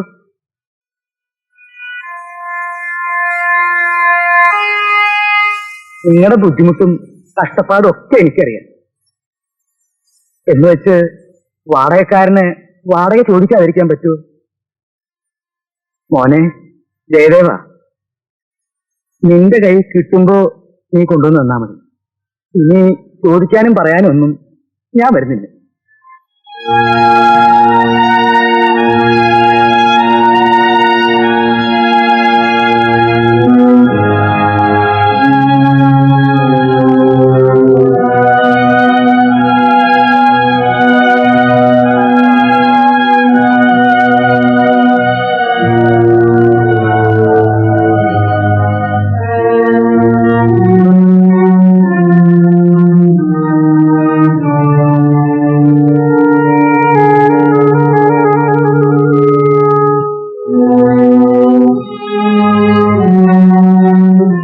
എന്താ ചേട്ടാ വല്ലാതിരിക്കുന്നേ? സുഖമില്ലേ? ഊണ് കഴിക്കാം. നല്ല വിശപ്പില്ല ചേട്ടാ, അതും ഇതും ആലോചിച്ച് മനസ്സ് വിഷമിപ്പിക്കണ്ട. എന്റെ കാര്യം ഓർത്തിട്ടാണോ? എനിക്കൊരു ദുഃഖമില്ല. വരും, ഞാൻ ഊണെടുത്ത് വെക്കാം.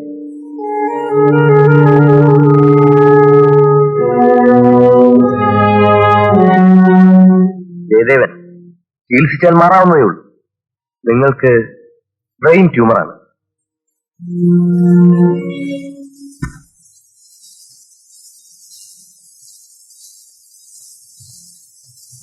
എന്താ ഇത്? പതിവില്ല ഇങ്ങോട്ട്? ആളെ ഒന്ന് കാണണമെങ്കിൽ ഇവിടം വരെ വരണമല്ലോ. ഇന്നലെ ജയേട്ടൻ എന്നെ കണ്ടിട്ടെന്താ കാണാത്ത പോലെ പോയത്? ഇതങ്ങോട്ടേക്ക്.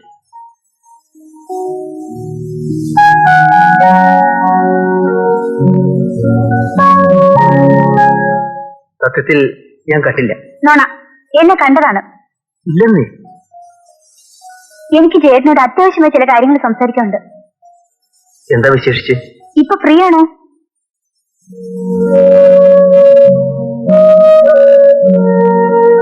ജയേട്ടൻ എന്താ ഒന്നും മിണ്ടാത്തത്? അച്ഛൻ തീരുമാനിച്ച വിവാഹത്തിന് സമ്മതിക്കുന്നതാണ് നല്ലത്. ജയേട്ടാ, മകൾക്ക് അച്ഛൻ കണ്ടെത്തിയ അനുയോജ്യനായ വരൻ, അമ്മാവന്റെ മകൻ സുമുഖൻ, ഗൾഫിൽ ഉയർന്ന ഉദ്യോഗസ്ഥൻ. ജയേട്ടാ, ജയേട്ടൻ തമാശ പറയാണോ? അല്ല, സത്യം. ഞാൻ സ്നേഹിച്ച ജയേട്ടനെയാണ്. ഞാൻ വിവാഹം കഴിക്കുന്നെങ്കിൽ അത് ജയേട്ടനെ ആയിരിക്കും. ഇതേ എന്റെ സുഖത്തെക്കുറിച്ച് മാത്രം ചിന്തിക്കാവുന്ന ഒരു ചുറ്റുപാടിലല്ല. ഭർത്താവ് ജീവിച്ചിരുന്നിട്ടും വിധവയെപ്പോലെ വീട്ടിൽ കഴിയുന്ന സരിതയും അവളുടെ മകനും, എല്ലാ മോഹങ്ങളും തകർന്ന ചിറകറ്റ പക്ഷി വിജി, കയറി കിടക്കാൻ സ്വന്തമായൊരു വീടില്ല. അങ്ങനെയുള്ള ഞാൻ എല്ലാ സൗഭാഗ്യങ്ങളുള്ള നിന്നെ എന്റെ ജീവിതത്തിലേക്ക് കൂട്ടിക്കൊണ്ടുവന്ന് നിന്റെ ജീവിതം കൂടെ നശിപ്പിക്കണം. നിന്റെ കഴുത്ത് ഞാൻ തന്നെ താലി കിട്ടും എന്ന് വാക്ക് തന്നെ ജയേട്ടനാണോ ഇങ്ങനെ പറയുന്നത്?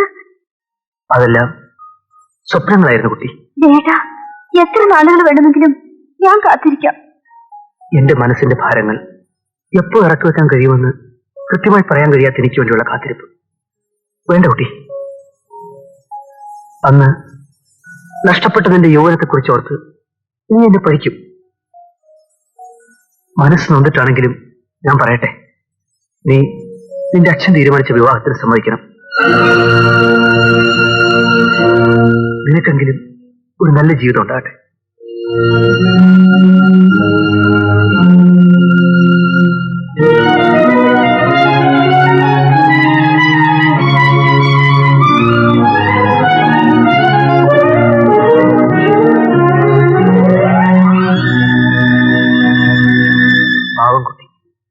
എന്റെ മനസ്സിന്റെ ദുഃഖം നീ അറിയുന്നുണ്ടോ?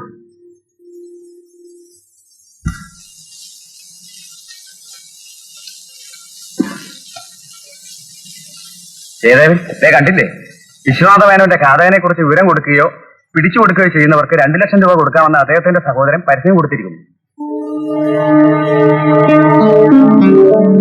2 ലക്ഷം രൂപ പാരിതോഷികമായി നൽകുന്നതാണെന്ന് കൊല്ലപ്പെട്ട വിശ്വനാഥ മേനോന്റെ സഹോദരൻ അറിയിച്ചിരിക്കുന്നു.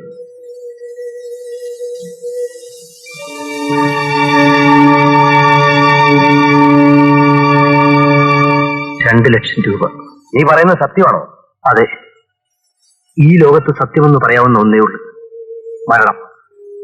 ആ മരണം 6 മാസത്തിനുള്ളിൽ എന്നെ തേടിയെത്തുമെന്ന് ഡോക്ടർ വിധിച്ചത്.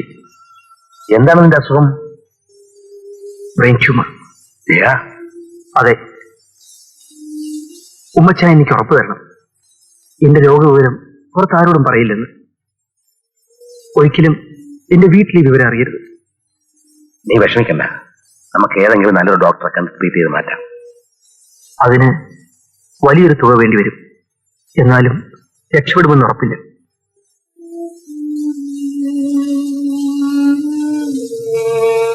ആറു മാസത്തെ ആയുസ്സുകൊണ്ട് എനിക്കൊന്നും നേടാനില്ല.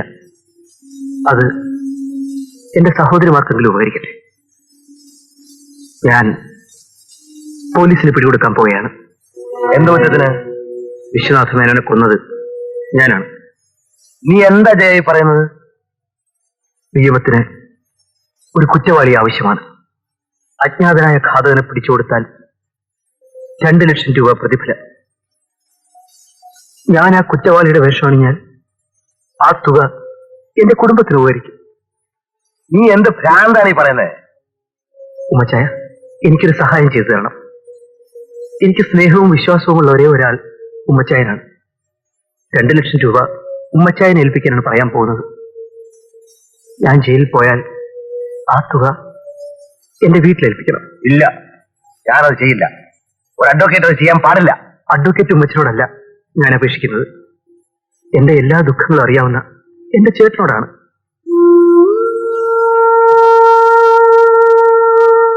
ഈ രഹസ്യം മറ്റാരും അറിയരുത്. എന്റെ തീരുമാനം വളരെ ക്രൂരമാണ്.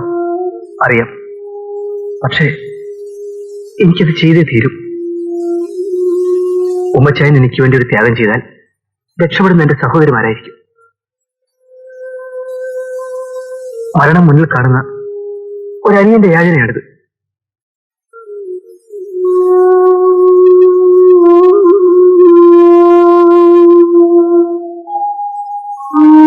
ഉമ്മച്ചായൻ എനിക്ക് വേണ്ടി ഇത് ചെയ്യില്ലേ?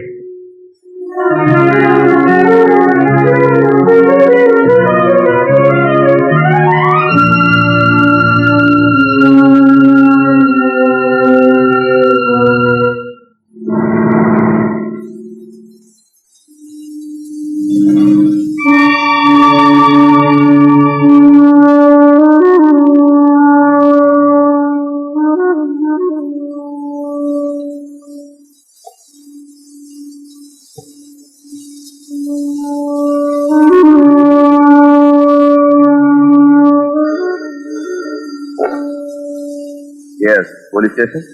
വിശ്വനാഥ മേനോന്റെ കൊലയാളിയെക്കുറിച്ച് വിവരം തരുന്നവർക്ക് 2 ലക്ഷം രൂപ കൊടുക്കുമെന്ന് പത്രത്തിൽ പരസ്യം കണ്ടു. അതിന്? വിശ്വനാഥ മേനോന്റെ കൊലയാളിയെ എനിക്കറിയാം.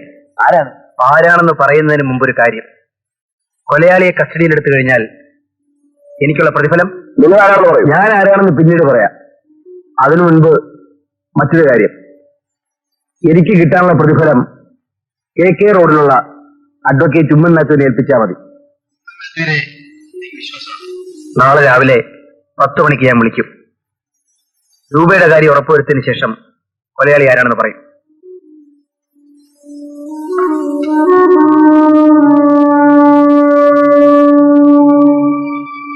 എന്റെ ചേട്ടനെല്ലാമായിരുന്നു. എനിക്കുള്ളതെല്ലാം എന്റെ ചേട്ടൻ തന്നതാണ്. ആ ചേട്ടനെയാണ് സാർ എന്റെ ചേട്ടനെ കൊന്നത് ആരാണെന്ന് കണ്ടുപിടിക്കാൻ 2 അല്ല എത്ര ലക്ഷം രൂപ വേണമെന്ന് ഞാൻ തരാം. ആരാണ് സാർ ഫോൺ ചെയ്തത്? ആരാണെന്ന് അറിയില്ല. നിങ്ങൾ പ്രോമിസ് ചെയ്ത തുക അഡ്വക്കേറ്റ് ഉമ്മൻ മാത്യുവിനെ ഏൽപ്പിച്ചാൽ കൊലയാളി ആരാണെന്ന് അയാൾ പറയും. മിസ്റ്റർ മേനോൻ എന്ത് പറയുന്നു? എന്റെ ചേട്ടനേക്കാൾ വലുതാണോ സാർ എനിക്ക് 2 ലക്ഷം രൂപ? പണം ഞാൻ സാറിന് ഇപ്പോഴേ ഏൽപ്പിക്കാം. ലോനോ അത് വേണ്ട. നിങ്ങൾ ഉറപ്പ് വേണം ശരിക്ക്. ഞാൻ ഏതായാലും പ്രൊസീഡ് ചെയ്യാം. അഡ്വക്കേറ്റ് ഉമ്മൻ മാത്യുവായി ഞാൻ സംസാരിക്കാം.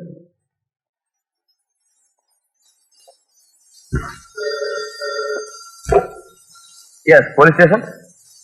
പറയൂ. ഹോട്ടൽ ബ്ലൂ ഹിൽസിലെ റിസപ്ഷനിസ്റ്റ് ജയദേവൻ.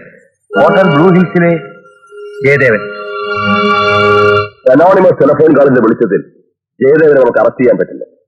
അതിനുവേണ്ട തെളിവുകൾ നിങ്ങൾ ഉടനെ തന്നെ ശേഖരിക്കണം. പോസ്റ്റ്മോർട്ടം റിപ്പോർട്ട് കഴുത്തിയാക്കി കൊന്നാണ്.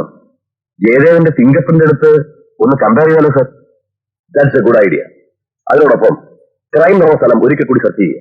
സർ,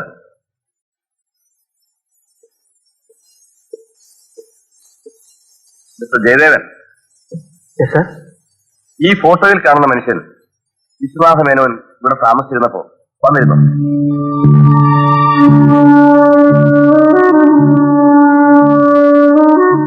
ഇല്ല, കണ്ടതായി ഓർമ്മയില്ല. Then okay.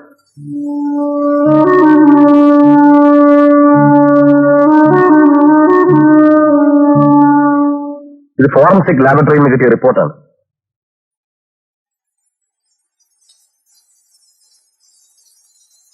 ഇത് സംഭവ സ്ഥലം വീണ്ടും സെർച്ച് ചെയ്തപ്പോൾ കിട്ടിയതാണ്. ജയദേവന്റെ സ്കൂട്ടറിന്റെ സ്വിച്ച് കീയാണ്. തെളിവുകൾ വെച്ച് നോക്കുമ്പോ സാർ, നിന്റെ ഭർത്താവിന് കൊടുക്കാനുള്ള 25,000 രൂപയ്ക്ക് ഞാൻ ഏർപ്പാട് ചെയ്തിട്ടുണ്ട്.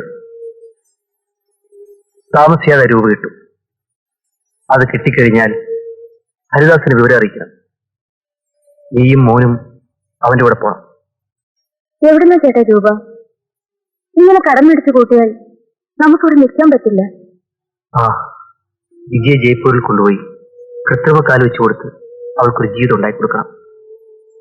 അതിനുള്ള പണവും ഞാൻ ഏർപ്പാട് ചെയ്തിട്ടുണ്ട്. ചേട്ടൻ എന്തൊക്കെയാണ് പറയുന്നത്? ചേട്ടന്റെ മോഹങ്ങളെല്ലാം പറഞ്ഞു തീർക്കാനോ?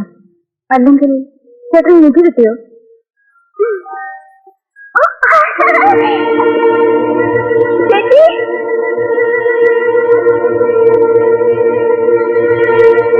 മിസ്റ്റർ ജയദേവൻ, വിശ്വനാഥ മേനോനെ കൊന്ന കുറ്റത്തിന് നിങ്ങൾ അറസ്റ്റ് ചെയ്തിരിക്കുന്നു.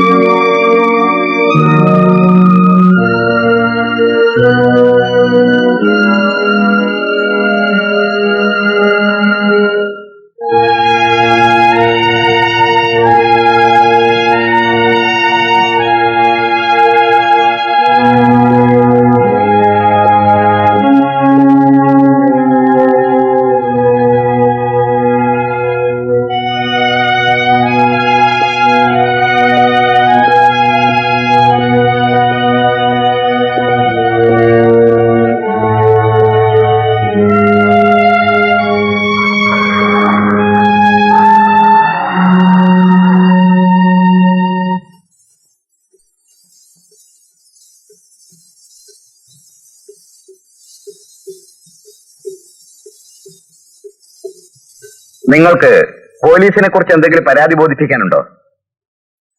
ഇല്ല. പ്രതിയെ സബ് ജയിലിൽ 2 ആഴ്ച പാർപ്പിക്കുന്നതിന് ഉത്തരവായിരിക്കുന്നു. കേസ് 15-ാം തീയതിക്ക് അവധിക്ക് വെച്ചിരിക്കുന്നു.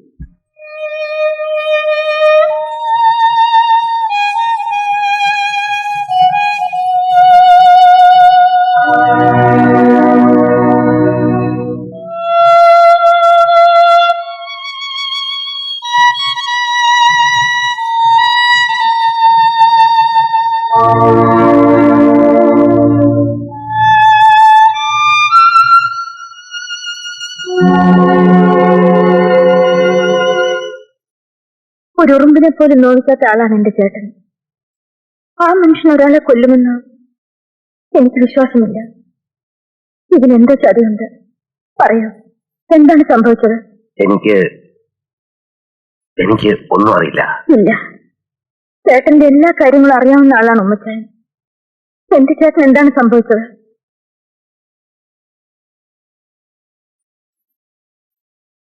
ഉമ്മച്ചായൻ എന്നിൽ നിന്ന് എന്തോ ഒളിക്കുന്നു.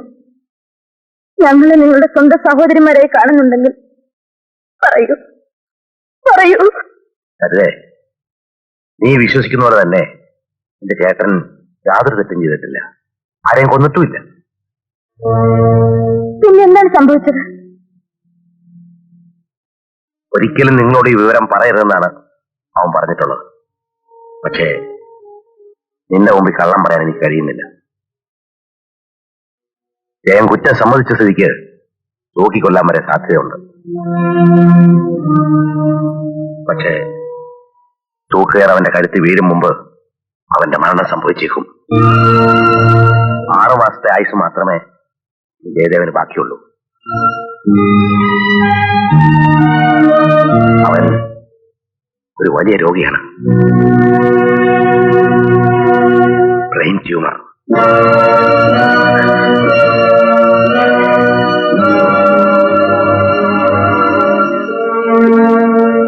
തന്റെ ജീവിതം കൊണ്ട് ഒന്നും നേടാനാവില്ലെന്ന് ബോധ്യം വന്നപ്പോ അവൻ നിങ്ങളുടെ ഭാവിക്ക് വേണ്ടി ചെയ്യാത്ത കുറ്റം ഏറ്റെടുക്കുകയായിരുന്നു.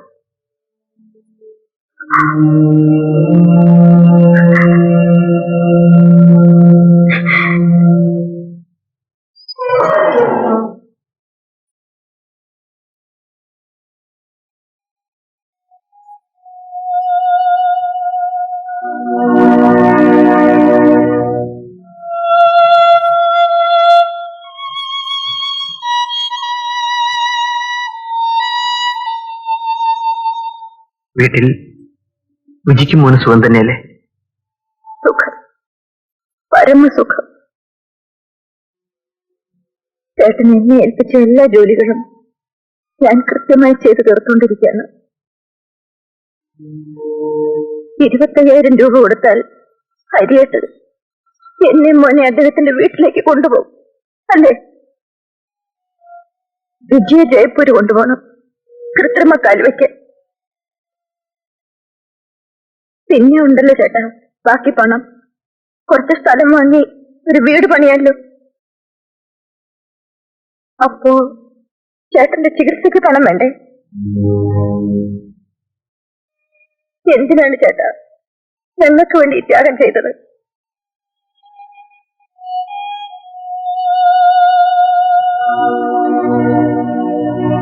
വീട് തോറും തെണ്ടിയെങ്കിലും ചേട്ടന്റെ ചികിത്സയ്ക്കുള്ള പണം ഞങ്ങൾ ഉണ്ടാക്കിയല്ലേ.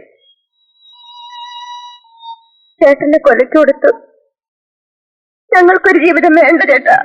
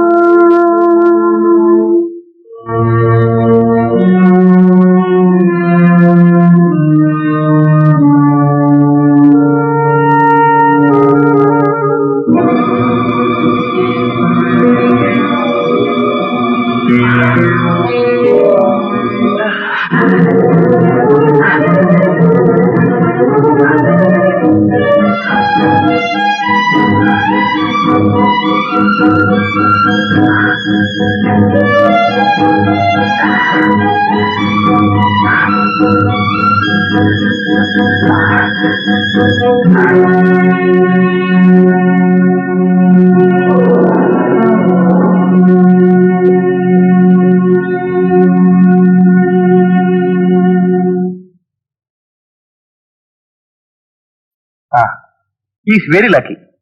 ഇത്തരം പഴകിയ ട്യൂമറുകളൊന്നും ഒരിക്കലും രക്ഷപ്പെടാറില്ല. ഏതായാലും ജയദേവന്റെ ഭാഗ്യം, അയാൾക്ക് ഒരു പുതിയ ജീവിതം കിട്ടി. സോറി ഡോക്ടർ, ജയദേവൻ വധശിക്ഷ വരെ കിട്ടാവുന്ന ഒരു കൊലക്കേസിലെ പ്രതിയാണ്.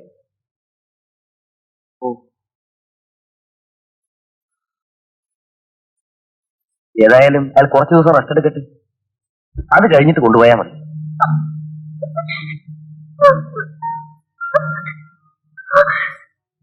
ഇത് എന്തിനാ കരയുന്നത്? എന്റെ അസുഖമൊക്കെ മാറിയില്ലേ? അസുഖം മാറിയാലും ചേട്ടൻ ഇനി പുറത്തു വരാൻ പറ്റുമോ? ചേട്ടൻ എന്തിനു വേണ്ടി ഇതൊക്കെ ചെയ്തു? ചേട്ടന്റെ അസുഖം ചികിത്സിച്ച് മാറ്റാൻ പണമില്ലാഞ്ഞിട്ടാണോ? എന്നോട് ഒരു വാക്ക് പറയാമായിരുന്നില്ലേ? ഇതേ ചേട്ടൻ ഇനി എങ്ങനെ രക്ഷപ്പെടാനാവോ? സമയം കഴിയും. ഇത് വയ്ക്കുള്ളൂ.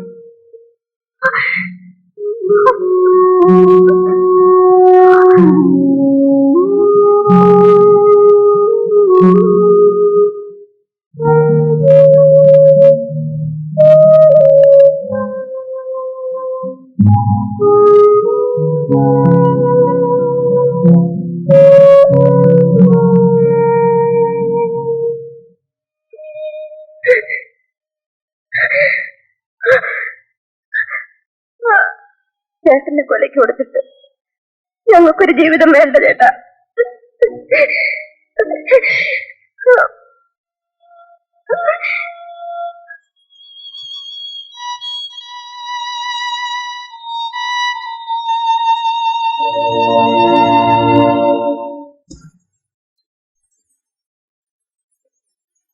ഇതാ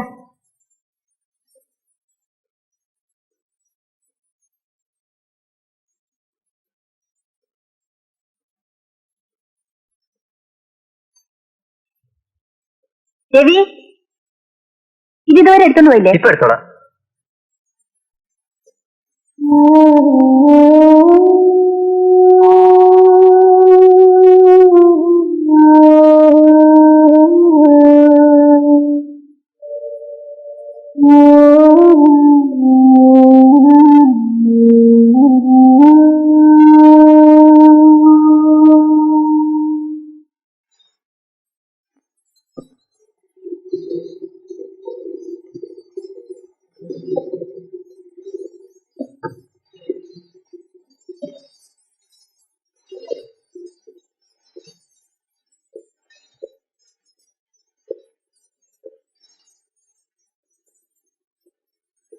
എന്താണ് എത്ര നേരമായി ബാത്റൂമിനകത്ത് കയറിയിട്ട്?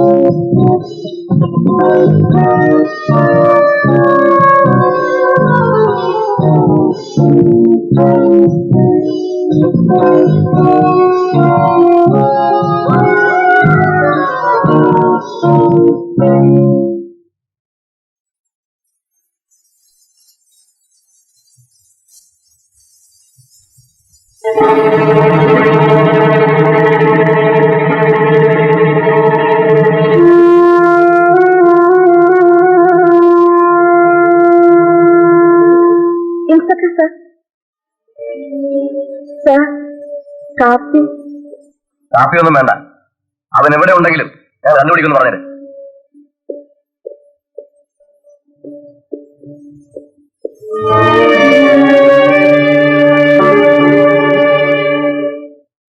ജയദേവൻ ഇവിടെ വന്ന് നിങ്ങളെ കാണാതിരിക്കില്ലെന്ന് അറിയാം. നിങ്ങൾ തമ്മിലുള്ള അടുപ്പം ഞങ്ങൾക്കറിയാം.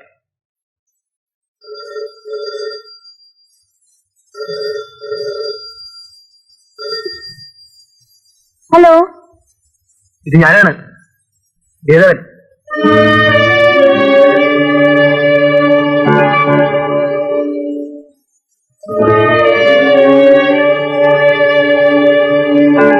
ആരാ വിളിച്ചത്? Wrong number.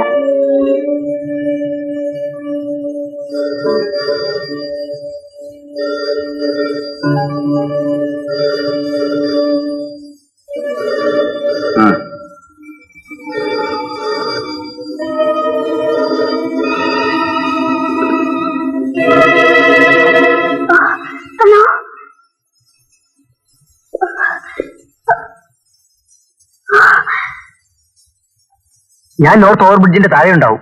നീ അത്യാവശ്യമായി അവിടെ നിന്ന് വരണം. പോലീസ് എന്നെ തെരഞ്ഞെടുക്കുക ചിലപ്പോ അവിടെയും വന്നേക്കും. അതുകൊണ്ട് എനിക്ക് അങ്ങോട്ട് വരാൻ ഒക്കില്ല. തീർച്ചയായും വേണം. വളരെ അത്യാവശ്യമായ ചില കാര്യങ്ങൾ പറയാനുണ്ട്.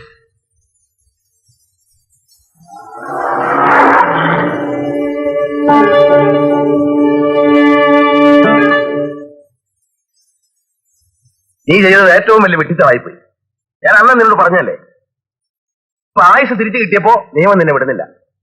ഉമ്മച്ചായ, ഇനി ഇതിൽ നിന്ന് രക്ഷപ്പെടാൻ എന്തെങ്കിലും ഒരു വഴിയുണ്ടോ? ഞാൻ ജഡ്ജിയുടെ വീട്ടിൽ പോയി സത്യം തുറന്നു പറഞ്ഞാലോ? ജഡ്ജി കുമ്പസാരം കേൾക്കുന്നത് കോടതി വെച്ചാണ്. നീയാണ് വിശ്വാസമനെ കൊന്നതെന്ന് കോടതി സമ്മതിച്ചല്ലേ? ഉമ്മച്ചായ, എനിക്ക് ജീവിക്കണം. നിങ്ങളുടെ നിയമപുസ്തകത്തിൽ എന്നെ രക്ഷിക്കാൻ എന്തെങ്കിലും പഴുതുകളുണ്ടോ? പറയൂ. ഈ ഒരു വഴിയെ ഞാൻ കാണുന്നുള്ളൂ. യഥാർത്ഥ കുറ്റവാളിയെ കണ്ടുപിടിക്കുക.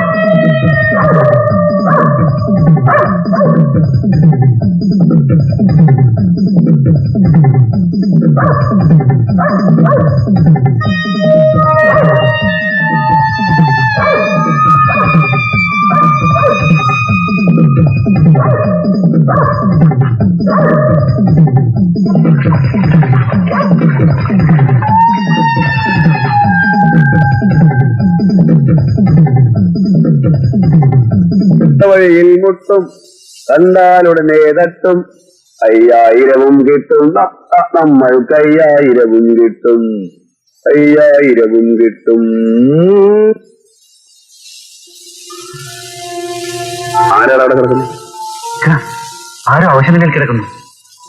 വല്ല വെള്ളം ഒഴിച്ച് കിടക്കേറി. ഇല്ല.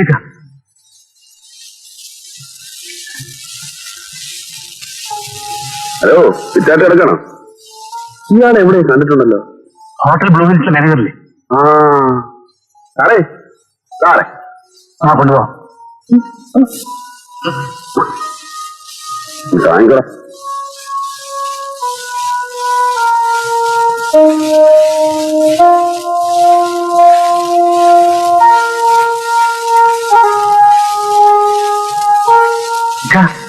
ഈ സാറിന്റെ പടമാണ് പത്രത്തിൽ കാണുന്നത്.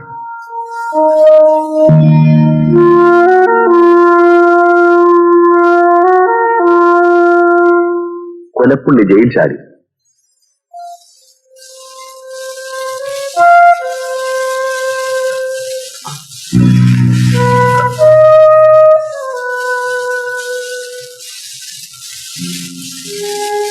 ഞാനിപ്പോ എവിടെയാണ്?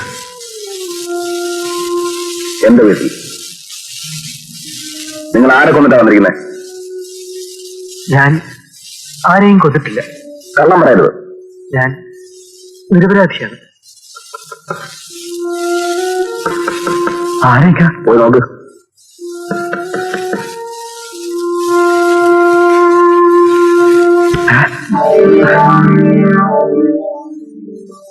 നിങ്ങളോട് സ്റ്റേഷനിലേക്ക് വരാൻ പുതിയ SI സാർ പറഞ്ഞു. എന്താ കാര്യം? കാര്യമൊന്നും അറിഞ്ഞൂടാ. അതുകൊള്ള. ഞാനെന്താ ഇവിടുത്തെ MLA യോ മന്ത്രിയോ പ്രതിപക്ഷ നേതാവോ മറ്റോ ആണോ SI സാറിനെ അങ്ങോട്ട് വന്ന് കാണാൻ? എനിക്ക് എന്തെങ്കിലും ആവശ്യമുണ്ടെങ്കിൽ ഞാൻ അങ്ങോട്ട് വന്ന് കാണാം. നിങ്ങളുടെ SI സാറിന് വല്ല ആവശ്യമുണ്ടെങ്കിൽ എന്നെ ഇങ്ങോട്ട് വന്ന് കാണണം. മനസ്സിലായോ? ഓക്കെ, നമ്മൾ കണ്ടോ. ആ സാറിനെ പിടിച്ച് പോലീസ് ഏൽപ്പിച്ചാൽ നമുക്കൊന്ന് ചില്ലറ തടയൂലേ? വിശ്വസിക്കുന്നവനെ ചതിക്കുന്നവൻ ഇസ്ലാമല്ലടാ. അല്ല, നമ്മൾ ഇക്കാരനെ ടെസ്റ്റ് ചെയ്തില്ലേക്കാ.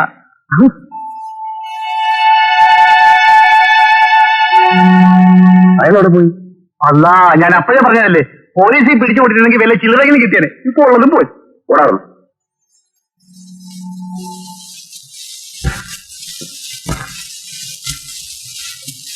ഒന്ന് ഫോൺ ചെയ്യണം.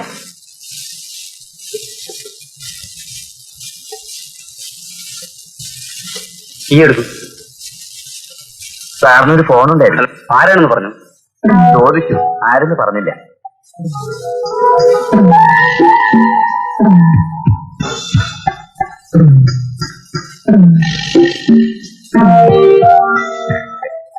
ഇത് ഹോങ്കോങ്ങിൽ നിന്ന് വാങ്ങിയതാ.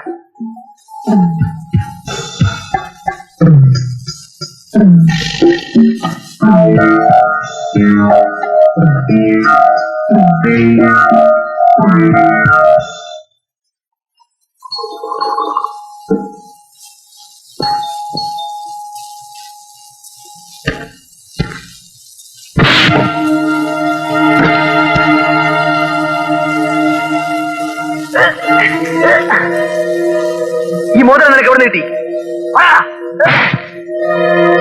ഞാൻ ആ കോളനിയിലെ സുൽത്താന്റെ കയ്യിൽ നിന്ന് വാങ്ങിയതാ. സുൽത്താൻ കാരുണ്യക്കതിർവീശി റംസാൻ തിര തെളിയുമ്പോ കരളുകളിൽ കനിവിന്റെ ഉളിരൂരിടുന്നിതാ.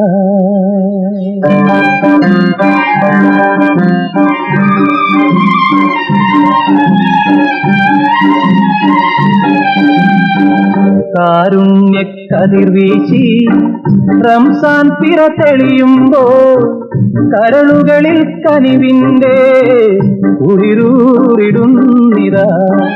കാരുണ്യക്കതിർവീശി റംസാൻ തിര തെളിയുമ്പോ കരളുകളിൽ കനിവിന്റെ ഉളിരൂരിടുന്നിതാ.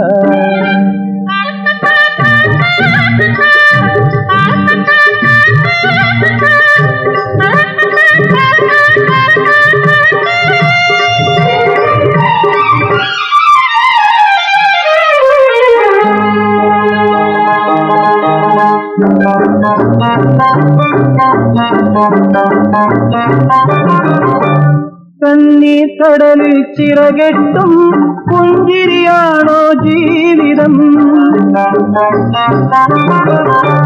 കണ്ണീർ കടലിൽ ചിറകെട്ടും പുഞ്ചിരിയാണോ ജീവിതം? പൊയ്മുഖത്തിലൊളിപ്പിക്കും വഞ്ചനയാണോ ജീവിതം? സ്നേഹത്തിൻ ചന്ദ്രികയിൽ ജീവിതമോ പൂങ്കാവനം? സ്നേഹത്തിൻ ചന്ദ്രികയിൽ ജീവിതമോ പൂങ്കാവനം? റഹ്മാനാമവനീ കഥയെല്ലാം അറിയുന്നു. റഹ്മാനാമവനീ കഥയെല്ലാം അറിയുന്നു. കാരുണ്യക്കതിർവീശി റംസാൻ തിര തെളിയുമ്പോ കരളുകളിൽ കനിവിന്റെ ഉളിരൂരിടുന്നിതാ.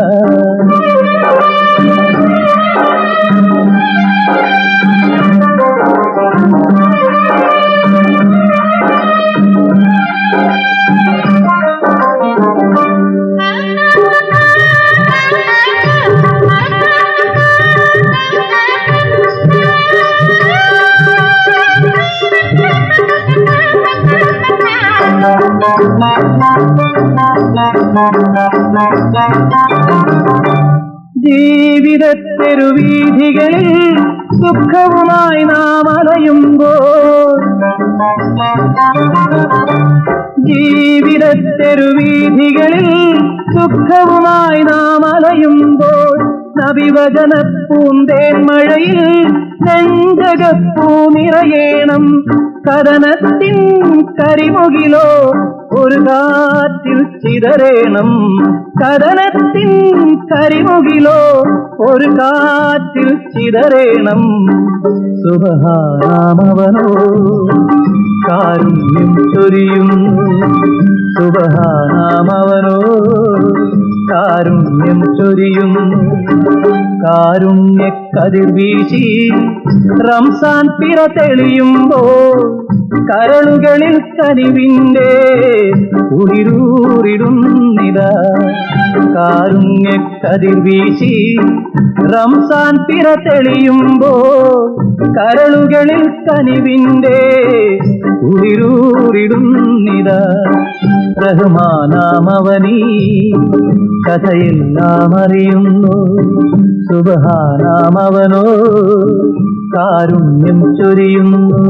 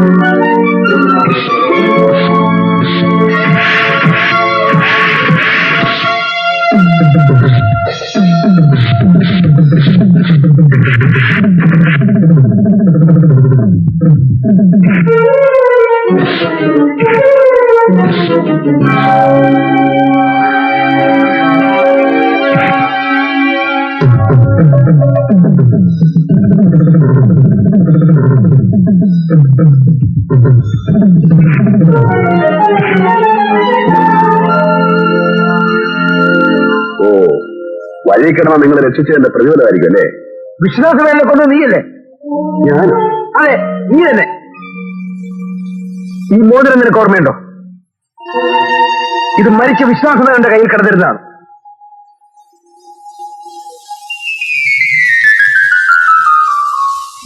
അയ്യോ, ഒന്ന് നിർത്തണേ, ഒരു രോഗി ആശുപത്രി കൊണ്ടുപോകാനാണ്. അയ്യോ, എന്റെ പൊന്ന് സാറേ, ജീവിക്കാൻ ഒരു വഴിയില്ലായിട്ടാണ്. എന്തെങ്കിലും ഉണ്ടെങ്കിൽ വേഗം വന്നേര്. എന്റെ പൊന്ന് സുഹൃത്തെ, എന്റെ കയ്യിൽ ഒന്നുമില്ല. ഒന്നുമില്ലേ? ഒന്നുമില്ല.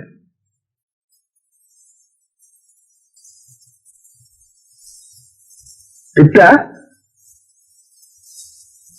ഈ മോതിരം ഇട്ടില്ലേ ഈ കൈക്ക് യാതൊരു വൃത്തികേടുമില്ലല്ലേ? അതേക്കാ.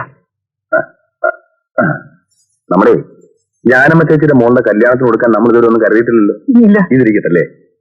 കാരണം പോയിക്കോ, വളരെ ഉപകാരക്കേട്ടാ. ഈ മോതിരവും നിങ്ങളും തമ്മിൽ എന്താ ബന്ധം? വിശ്വാസമേനെ കൊന്ന കുറ്റം സ്വയം ഏറ്റെടുത്താണ് ഞാൻ ജയിലിൽ പോയത്. ഒരു പ്രത്യേക സാഹചര്യത്തിൽ എനിക്കങ്ങനെ ചെയ്യേണ്ടി വന്നു. നിങ്ങൾ പറയുന്നത് സത്യമാണോ? അതെ. എന്താണ് ഉണ്ടായത് നിങ്ങൾ പറയൂ. നിങ്ങൾ പറയുന്നത് സത്യമാണെങ്കിൽ നിങ്ങളെ ഞാൻ രക്ഷിക്കാം. അതെ, സ്വന്തം സഹോദരിമാർക്ക് വേണ്ടി ഇത്രയും വലിയ ത്യാഗം ചെയ്ത നിങ്ങൾ ഒരു വലിയ മനുഷ്യനാണ്. ഒരു കുറ്റവും ചെയ്യാത്ത നിങ്ങളെ ഇനി ജയിലിലേക്ക് പോകാൻ ഞാൻ സമ്മതിക്കില്ല.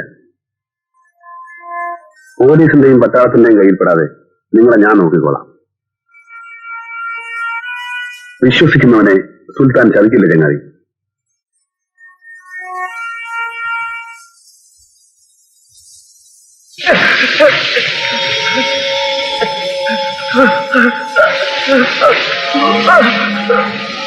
ഈ മോതിരം നിനക്ക് ഓർമ്മയുണ്ടോ? വിശ്വനാഥമേനൊന്ന് കൊന്ന ആരടാ? സത്യം പറഞ്ഞത് ഇതിനെ കൊല്ലും. മാധവമേനോൻ. ഏത് മാധവമേനോൻ? വിശ്വനാഥമേനോന്റെ അനിയൻ. നിങ്ങളിങ്ങനെ ചിരിച്ചും കളിച്ചും ഇരുന്നോ? നിങ്ങളുടെ ചേട്ടൻ സ്വത്തൊക്കെ ഏതോ ട്രസ്റ്റിലേക്ക് എഴുതി കൊടുക്കാൻ പോവുക. എടീ, എന്റെ ചേട്ടനെ നിന്റെ ഭർത്താവാകുന്നതിന് മുമ്പേ എനിക്കറിയാം. ഞാനും കൂടെ കൂട്ടുനിന്നിട്ടാണല്ലോ നിന്റെ ഭർത്താവായത്? ഏതായാലും ചേട്ടന്റെ ഭാര്യയെ ഞാൻ സ്വന്തമാക്കിയില്ലേ, സ്വത്തും ഞാൻ സ്വന്തമാക്കും. ചേട്ടാ, ഞാൻ ഒന്നും പറയണ്ട.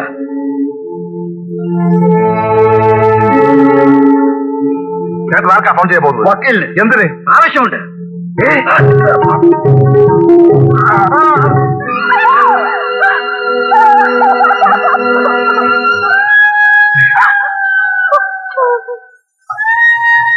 പൗലോസേ, തീർത്തു. അയ്യോ, ഈ കുറ്റം നിന്റെ പുറത്താകാതിരിക്കണമെങ്കിൽ ഇരു ചെവി അറിയാതെ കൊണ്ടുപോയി മറവ് ചെയ്യണം. കാഷ്യൂ എക്സ്പോർട്ടർ മാധവ മേനോൻ, വിശ്വനാഥ മേനോന്റെ അനിയൻ അല്ലേ? അതെ.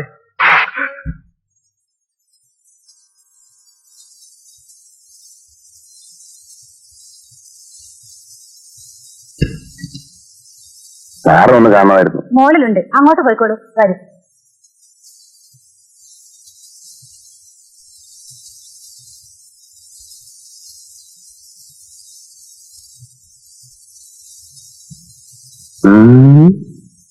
വല്ല കാര്യമുണ്ടോ ഇപ്പൊ ചായ? വെറുതെ ബാക്കിയുള്ളൊന്ന് പണിയുണ്ടാക്കി വെക്കാൻ.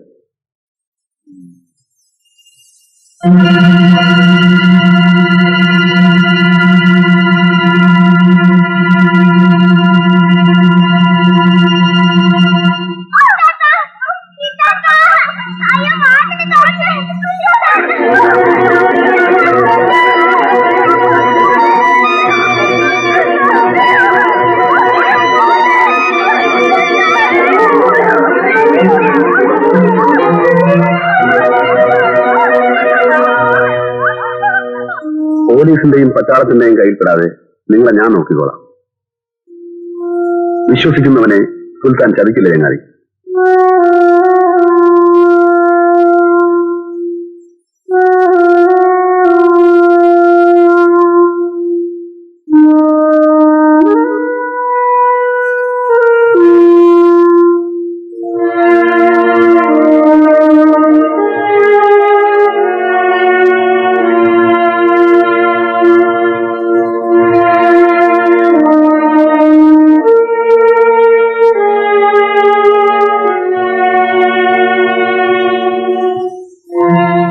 എന്ത് പറ്റുമോനെ? ഒന്നുമില്ലമ്മോ. 10-20 കൊല്ലായിട്ട് ഈ ഉമ്മ എന്നെ കാണാൻ തുടങ്ങിയതാ. നിനക്ക് എന്ത് പറ്റിയെന്ന് പറ. ഞാനിന്ന് അവനെ കണ്ടുമ്മ. ആരെയാ മോനെ? എന്റെ പെങ്ങളെ നശിപ്പിച്ച ആ ദുഷ്ടനെ. എന്നിട്ട് നീ ആ ഇബ്ലീസിനെ കൊന്നില്ലേ? ഇല്ലുമ്മ, അവനെ കണ്ടുമുട്ടുന്ന ആ നിമിഷം ഈ കത്തുകൊണ്ട് കുത്തി മലർത്താനാണ് ഞാൻ ഇത്രയും കാലം ഇതുകൊണ്ട് നടന്നത്. പക്ഷേ അവനെ കണ്ടപ്പോ എനിക്കൊന്നും ചെയ്യാനായില്ല. ജയിൽ ചാടിപ്പോന്ന ജയദേവൻ നിരപരാധിയാണെന്ന് തെളിയണമെങ്കിൽ അവൻ ജീവിച്ചിരുന്നേ മതിയാവും.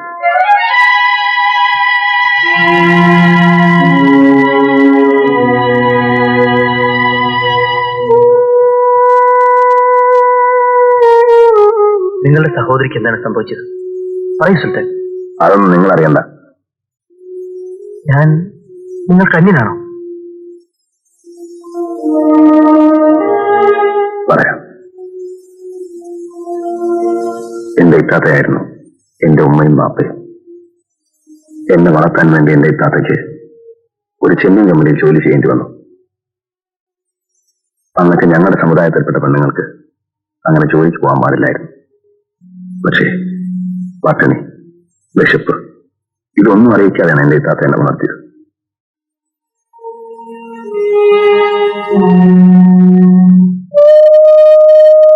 പിറ്റേ ദിവസം രാവിലെ ഞാൻ എന്റെ ഇത്താത്തയെ കാണുന്നത് പുഴക്കരയിലാണ്, ജീവനോടെയല്ല. എന്തിനാണ് എന്റെ ഇത്താത്ത മരിച്ചതെന്ന് അന്ന് എനിക്കറിയില്ലായിരുന്നു. നാട്ടുകാരും സമുദായവും പിഴച്ച പെണ്ണിന്റെ സഹോദരൻ എന്ന് പറഞ്ഞെന്നെ പുച്ഛിച്ച് പുറന്തള്ളിയപ്പോ ആ നാട്ടിൽ നിൽക്കാൻ എനിക്ക് കഴിഞ്ഞില്ല. അന്ന് ഞാൻ ആ ഗ്രാമം വിട്ടു കരുത്താർജിക്കാൻ. വിശന്നപ്പോ പലരുടെയും മുമ്പിൽ ഞാൻ കൈനീട്ടി. ആരും എനിക്ക് ആഹാരം തന്നില്ല. വിശപ്പ് സഹിക്കാനാവാതെ മരിച്ചു പോകുന്നു വരെ തോന്നി. പക്ഷേ ഞാൻ മരിച്ചില്ല. മരിക്കാൻ പാടില്ലായിരുന്നു. ഞാൻ മരിച്ചാൽ എന്റെ ഇത്താത്തയെ നശിപ്പിച്ചതിനോട് പ്രതികാരം ചെയ്യാൻ പറ്റില്ലല്ലോ. അതോർത്തപ്പോൾ ജീവിക്കാനുള്ള ആവേശമായിരുന്നു. പലതും കറങ്ങി. ഒടുവിൽ ഓടി ഓടി തളർന്ന ഞാൻ ഒരു വീടിന്റെ മുമ്പിൽ വന്നു വീണു.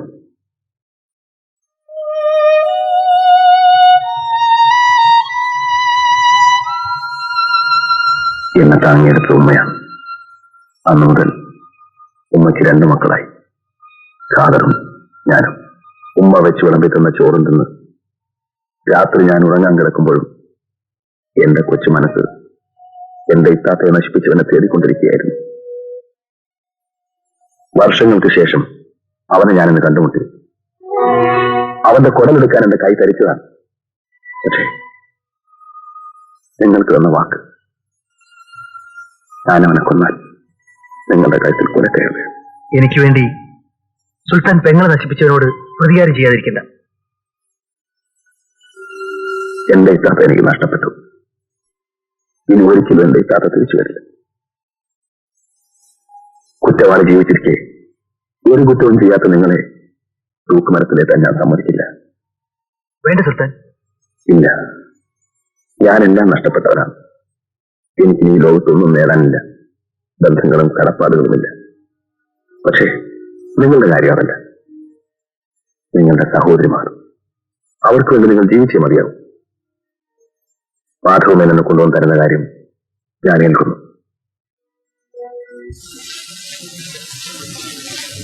ജയദേവൻ സാറിന്റെ വീടല്ലേ ഇത്?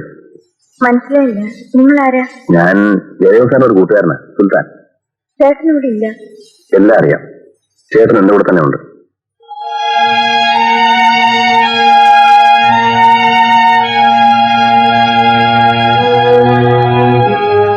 ഞങ്ങളുടെ ചേട്ടൻ, ഞങ്ങൾക്ക് വേറെ ആരുമില്ല. പോലീസുകാർ ചേട്ടനെ പിടിച്ചാൽ? ഇല്ല, അങ്ങനെയൊന്നും പിടിക്കില്ല. നിങ്ങളുടെ ചേട്ടൻ ഒരു അപകടം വരാതെ ഞാൻ നോക്കിക്കോളാം. ചേട്ടന് ഒരാളെയും കൊല്ലാനാവില്ല. എല്ലാം എനിക്കറിയാം. വിശ്വനാഥ മേനോന്റെ കൊലപാതകയും എനിക്കറിയാം. അവന്റെ ജീവനോടെ കൊണ്ടുവന്ന് കൊലക്കാരിൽ നിന്ന് നിങ്ങളുടെ ചേട്ടനെ ഞാൻ രക്ഷിക്കാം.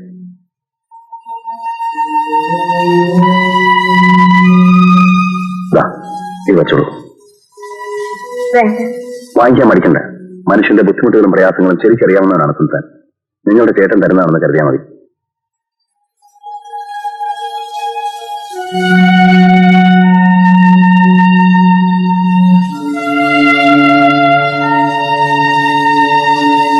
വരട്ടെ. ചേട്ടാ, ഞങ്ങൾ സുഖമായിട്ട് ജീവിക്കാൻ വേണ്ടിയാണല്ലോ ജയേട്ടൻ ഇതൊക്കെ ചെയ്തത്. ഞങ്ങൾ സുഖമായിട്ട് ജീവിക്കുന്നുവെന്ന് ജയേട്ടനോട് പറഞ്ഞേക്കും.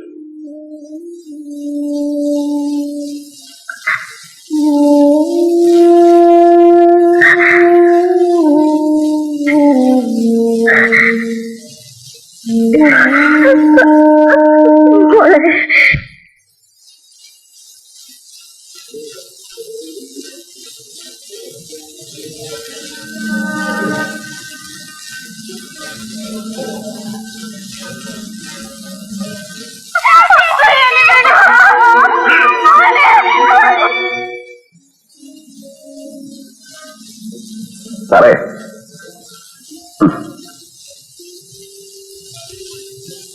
ആരാ? മനസ്സിലായില്ലല്ലോ. നിങ്ങളെ പോലെയുള്ളവർ ഞങ്ങളെ പോലെയുള്ള ഈ പാവങ്ങളെ എങ്ങനെ അറിയാനാ സാറേ? പക്ഷെ സാറിനെ എനിക്കറിയാം. നിങ്ങൾ ആരാ? സുൽത്താൻ. ഇപ്പൊ എന്തിനാ ഇങ്ങോട്ട് വന്നത്? സാറിന്റെ ഒരു ഗുണത്തിന് വേണ്ടിയാണെന്ന് വെച്ചോ.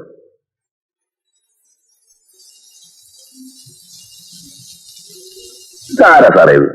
സാറിന് ചേട്ടനല്ലേ? നിങ്ങൾ എങ്ങനെ അറിയും? എനിക്ക് നേരത്തെ അറിയാം. ഒറ്റ പ്രാവശ്യം കണ്ടിട്ടുള്ളൂ.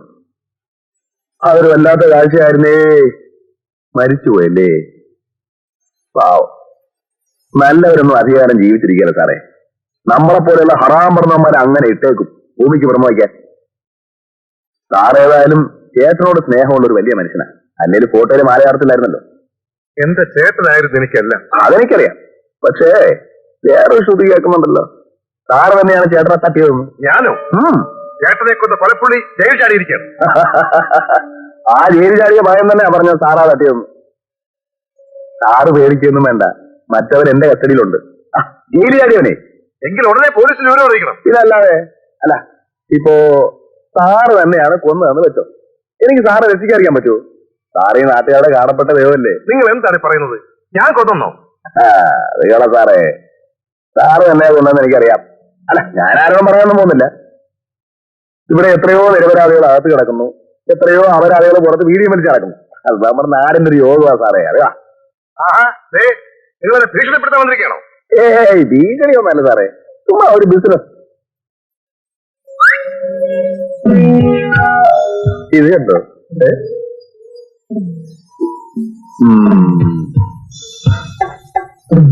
സാറ് ചെട്ടണ്ട. ചേട്ടനെ തല്ലിക്കൊന്ന് വലിച്ചെറിയാൻ കൊടുത്തയച്ചപ്പോ മോതിരം ഊരി മാറ്റാൻ മറന്നുപോയി.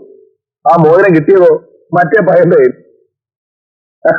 സാറ് പേടിക്കണ്ട, അവനെ ഞാൻ സാറിന്റെ കൈ തരാം. പക്ഷെ എനിക്കെന്ത് തരും? നിങ്ങൾക്ക് എന്ത് വേണം? എനിക്ക് അറിയൊന്നും വേണ്ട സാറേ. സാറിന്റെ ബുദ്ധിമുട്ട് എനിക്ക് അറിഞ്ഞൂടെ? നമുക്കൊരു 4 lakh. 4 ലക്ഷം. 4 ലക്ഷം രൂപയോ? ആ, കൊലപാതകയെ കാണിച്ചു കൊടുത്തവന് 2 ലക്ഷം രൂപ കൊടുക്കാമെങ്കിൽ കൊലപാതകയെ പിടിച്ചു കൊടുക്കുന്നവന് 4 ലക്ഷം രൂപ തന്നാൽ എന്താ? ഇവിടെ സാറ് തന്നെ കൊലപാതകയായ സ്ഥിതിക്ക് എമൗണ്ട് കൂട്ടണ്ട. ഞാൻ ആയതുകൊണ്ട് കൂട്ടുന്നില്ല. അത്രയും വലിയ തുകയൊന്നും എന്റെ കയ്യിലില്ല. ഇല്ലേ? ഞാൻ പോവുക. നിൽക്കൂ. ആ, 4 ലക്ഷം രൂപ ഞാൻ തരാം. പക്ഷെ നമുക്ക് അവന്റെ കഥ അവസാനിപ്പിക്കും. ആ കഥയും സ്റ്റോറിയൊന്നും കഴിക്കാൻ എനിക്ക് വയ്യ. ഞാൻ ആളെ ജീവനോടെ പിടിച്ച് സാറിനെ തരും. സാർ എന്താണെന്ന് വെച്ചാൽ ചെയ്തു. ശരി, നാളെ രാവിലെ 10 മണിക്ക് 10 മണിക്ക് കരിമലയിലുള്ള എന്റെ എസ്റ്റേറ്റ് ബംഗ്ലാവിൽ നീ അവനുമായി വരുന്നു. അപ്പൊ എന്റെ കാശ്? നീ അവനെ എന്നെ ഏൽപ്പിക്കുന്നു, ഞാൻ പണം നിനക്ക് തരുന്നു. അപ്പോ നമ്മുടെ കച്ചവടം ഉറപ്പിച്ചിരിക്കുന്നു. അപ്പോൾ ആ പിന്നെ അവിടെ വരുമ്പോ തോക്ക് പിച്ചാത്തി പിഞ്ഞാനൊന്നും കൊണ്ടുവരുന്നത് കൈയും കാലും മുറിയും. ഞാനേ വെറും സുൽത്താനല്ല, അറാമ്പറന്ന സുൽത്താന് പൊറോട്ട ഉണ്ടാക്കിയ സുൽത്താനാണ്. മനസ്സിലായോ? എന്നെ പറ്റിക്കാൻ നോക്കരുത്. നിങ്ങൾ അയാൾക്ക് 4 ലക്ഷം രൂപ കൊടുക്കാൻ തീരുമാനിച്ചോ? അവൻ ജയദേവനുമായി നമ്മുടെ എസ്റ്റേറ്റ് ബംഗ്ലാവിൽ വരും. 4 ലക്ഷം രൂപയുമായി ഞാനും ചെല്ലും. ജയദേവൻ എന്റെ കൈക്കലായാൽ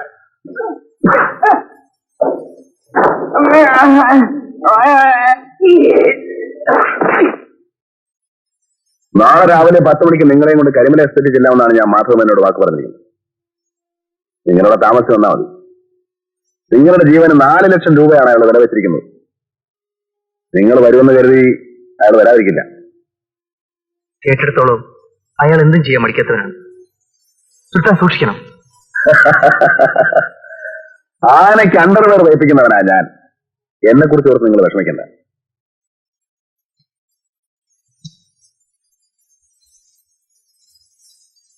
hello, police station. Yes.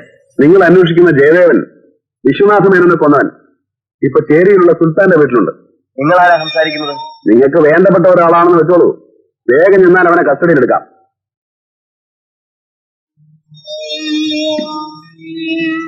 Hello hello. എന്നാൽ ഇക്ക ചെയ്ത് വലിയ ചരിവായി പോയി. എനിക്ക് വാക്കൊന്നേ ഉള്ളൂ.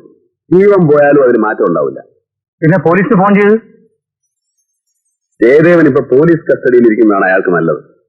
ആ മാധവമേനോൻ ആളൊരു കുറുക്കനാണ്. അയാൾ ജയദേവനെ വകയെടുത്താൻ നോക്കും. അയാളെ പോലീസിൽ ഏൽപ്പിച്ചിട്ട് ജയദേവനെ ഞാൻ രക്ഷിച്ചോളാം.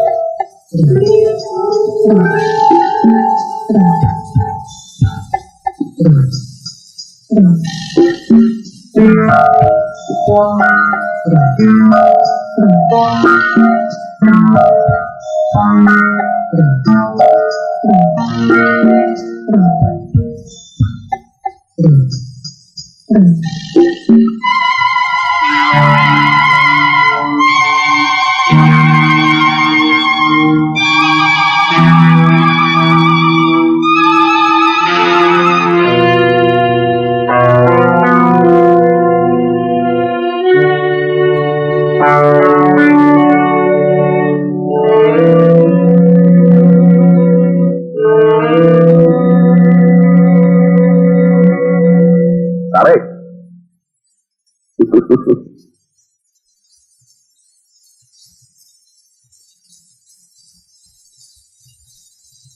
കൊണ്ടുവന്നിട്ടുണ്ട്. എവിടെ? കാണിച്ചു തരാം സാറേ. നമ്മൾ തമ്മിലുള്ള കരാറനുസരിച്ചുള്ള പണം. മാധവമേനോൻ വാക്ക് തെറ്റിക്കാറില്ല. അതിനകത്ത് 4 ലക്ഷം രൂപയുണ്ട്. എണ്ണി നോക്കണോ? ഏയ്, ഇക്കാര്യത്തിലൊക്കെ സാറിന് എനിക്ക് വിശ്വാസമാണ്. അപ്പോ നമ്മൾ തമ്മിലുള്ള ഈ ഇടപാട് തീർന്നു. പക്ഷേ ജയദേവനെ സാറിന്റെ കയ്യിൽ ഏൽപ്പിക്കുന്നതിന് മുമ്പ് നമ്മൾ തമ്മിൽ വേറൊരു ഇടപാട് കൂടെ തീർക്കാനുണ്ട്. എന്തിടപാട്? എന്നെ ഓർമ്മയുണ്ടോ? ഈ സുൽത്താനല്ലേ? അതിപ്പോ 20 വർഷങ്ങൾക്ക് മുമ്പ് 11 വയസ്സ് മാത്രം പ്രായമുള്ള ഒരു കൊച്ചു സുൽത്താനെ നിങ്ങൾ ഓർക്കുന്നുണ്ടോ? അവനെ നിങ്ങൾ മറന്നു കാണും. പക്ഷേ നിങ്ങളുടെ ചെമ്മീൻ കമ്പനിയിൽ ജോലി ചെയ്യുന്ന എന്റെ ഇത്താത്തെ രബീസയെ നിങ്ങൾ മറന്നു കാണില്ല. ഞാൻ ഓർക്കുന്നില്ലേ? ഇപ്പൊ നിങ്ങൾ ഓർക്കുന്നുണ്ടാവും അന്ന് മുറിയിലിട്ട് കൂട്ടിയ ഒരു കൊച്ചു സുൽത്താനെ. നിന്റെ ചോര കുടിക്കാൻ വേണ്ടിയാണ് ഞാൻ ഇത്രയും നാൾ ജീവിച്ചിരുന്നത്.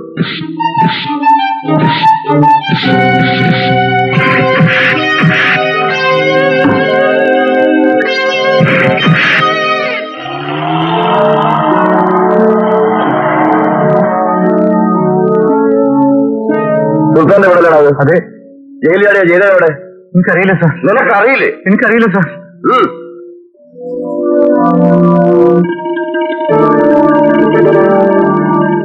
വീട്ടിനകത്ത് ആരുമില്ല സാർ. എവിടെ പോയടാ? എനിക്കറിയില്ല സാർ.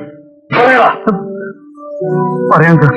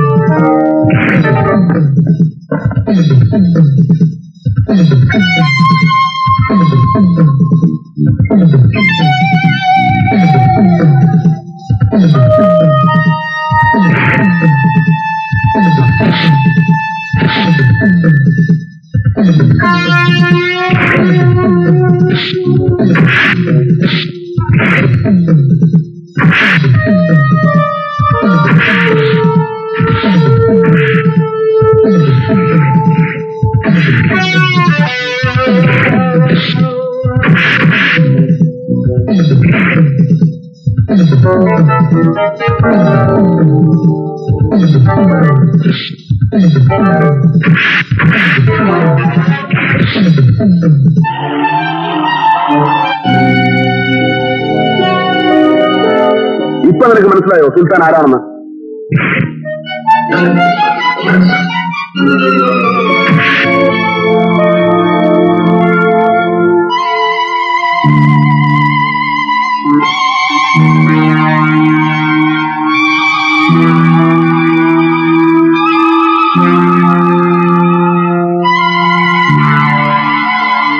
നിന്നെ കൊല്ലാൻ വേണ്ടിയാണ് ഇത്രയും കാലം ഞാൻ ജീവിച്ചിരുന്നത്.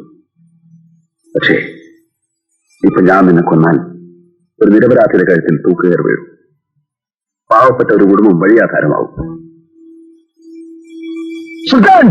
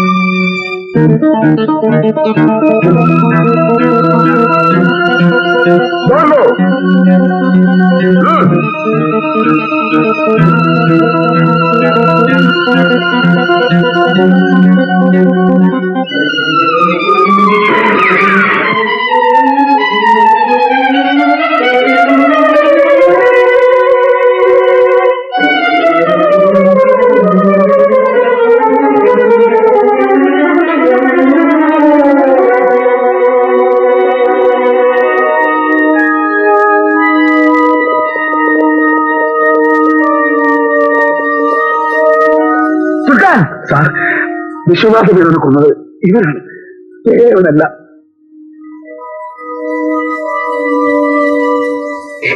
ഇവനാണ് സാർ. നീയാണോ കൊന്നത്? നീയാണോ കൊന്നതെന്ന്? ഞാനാണ് സാർ.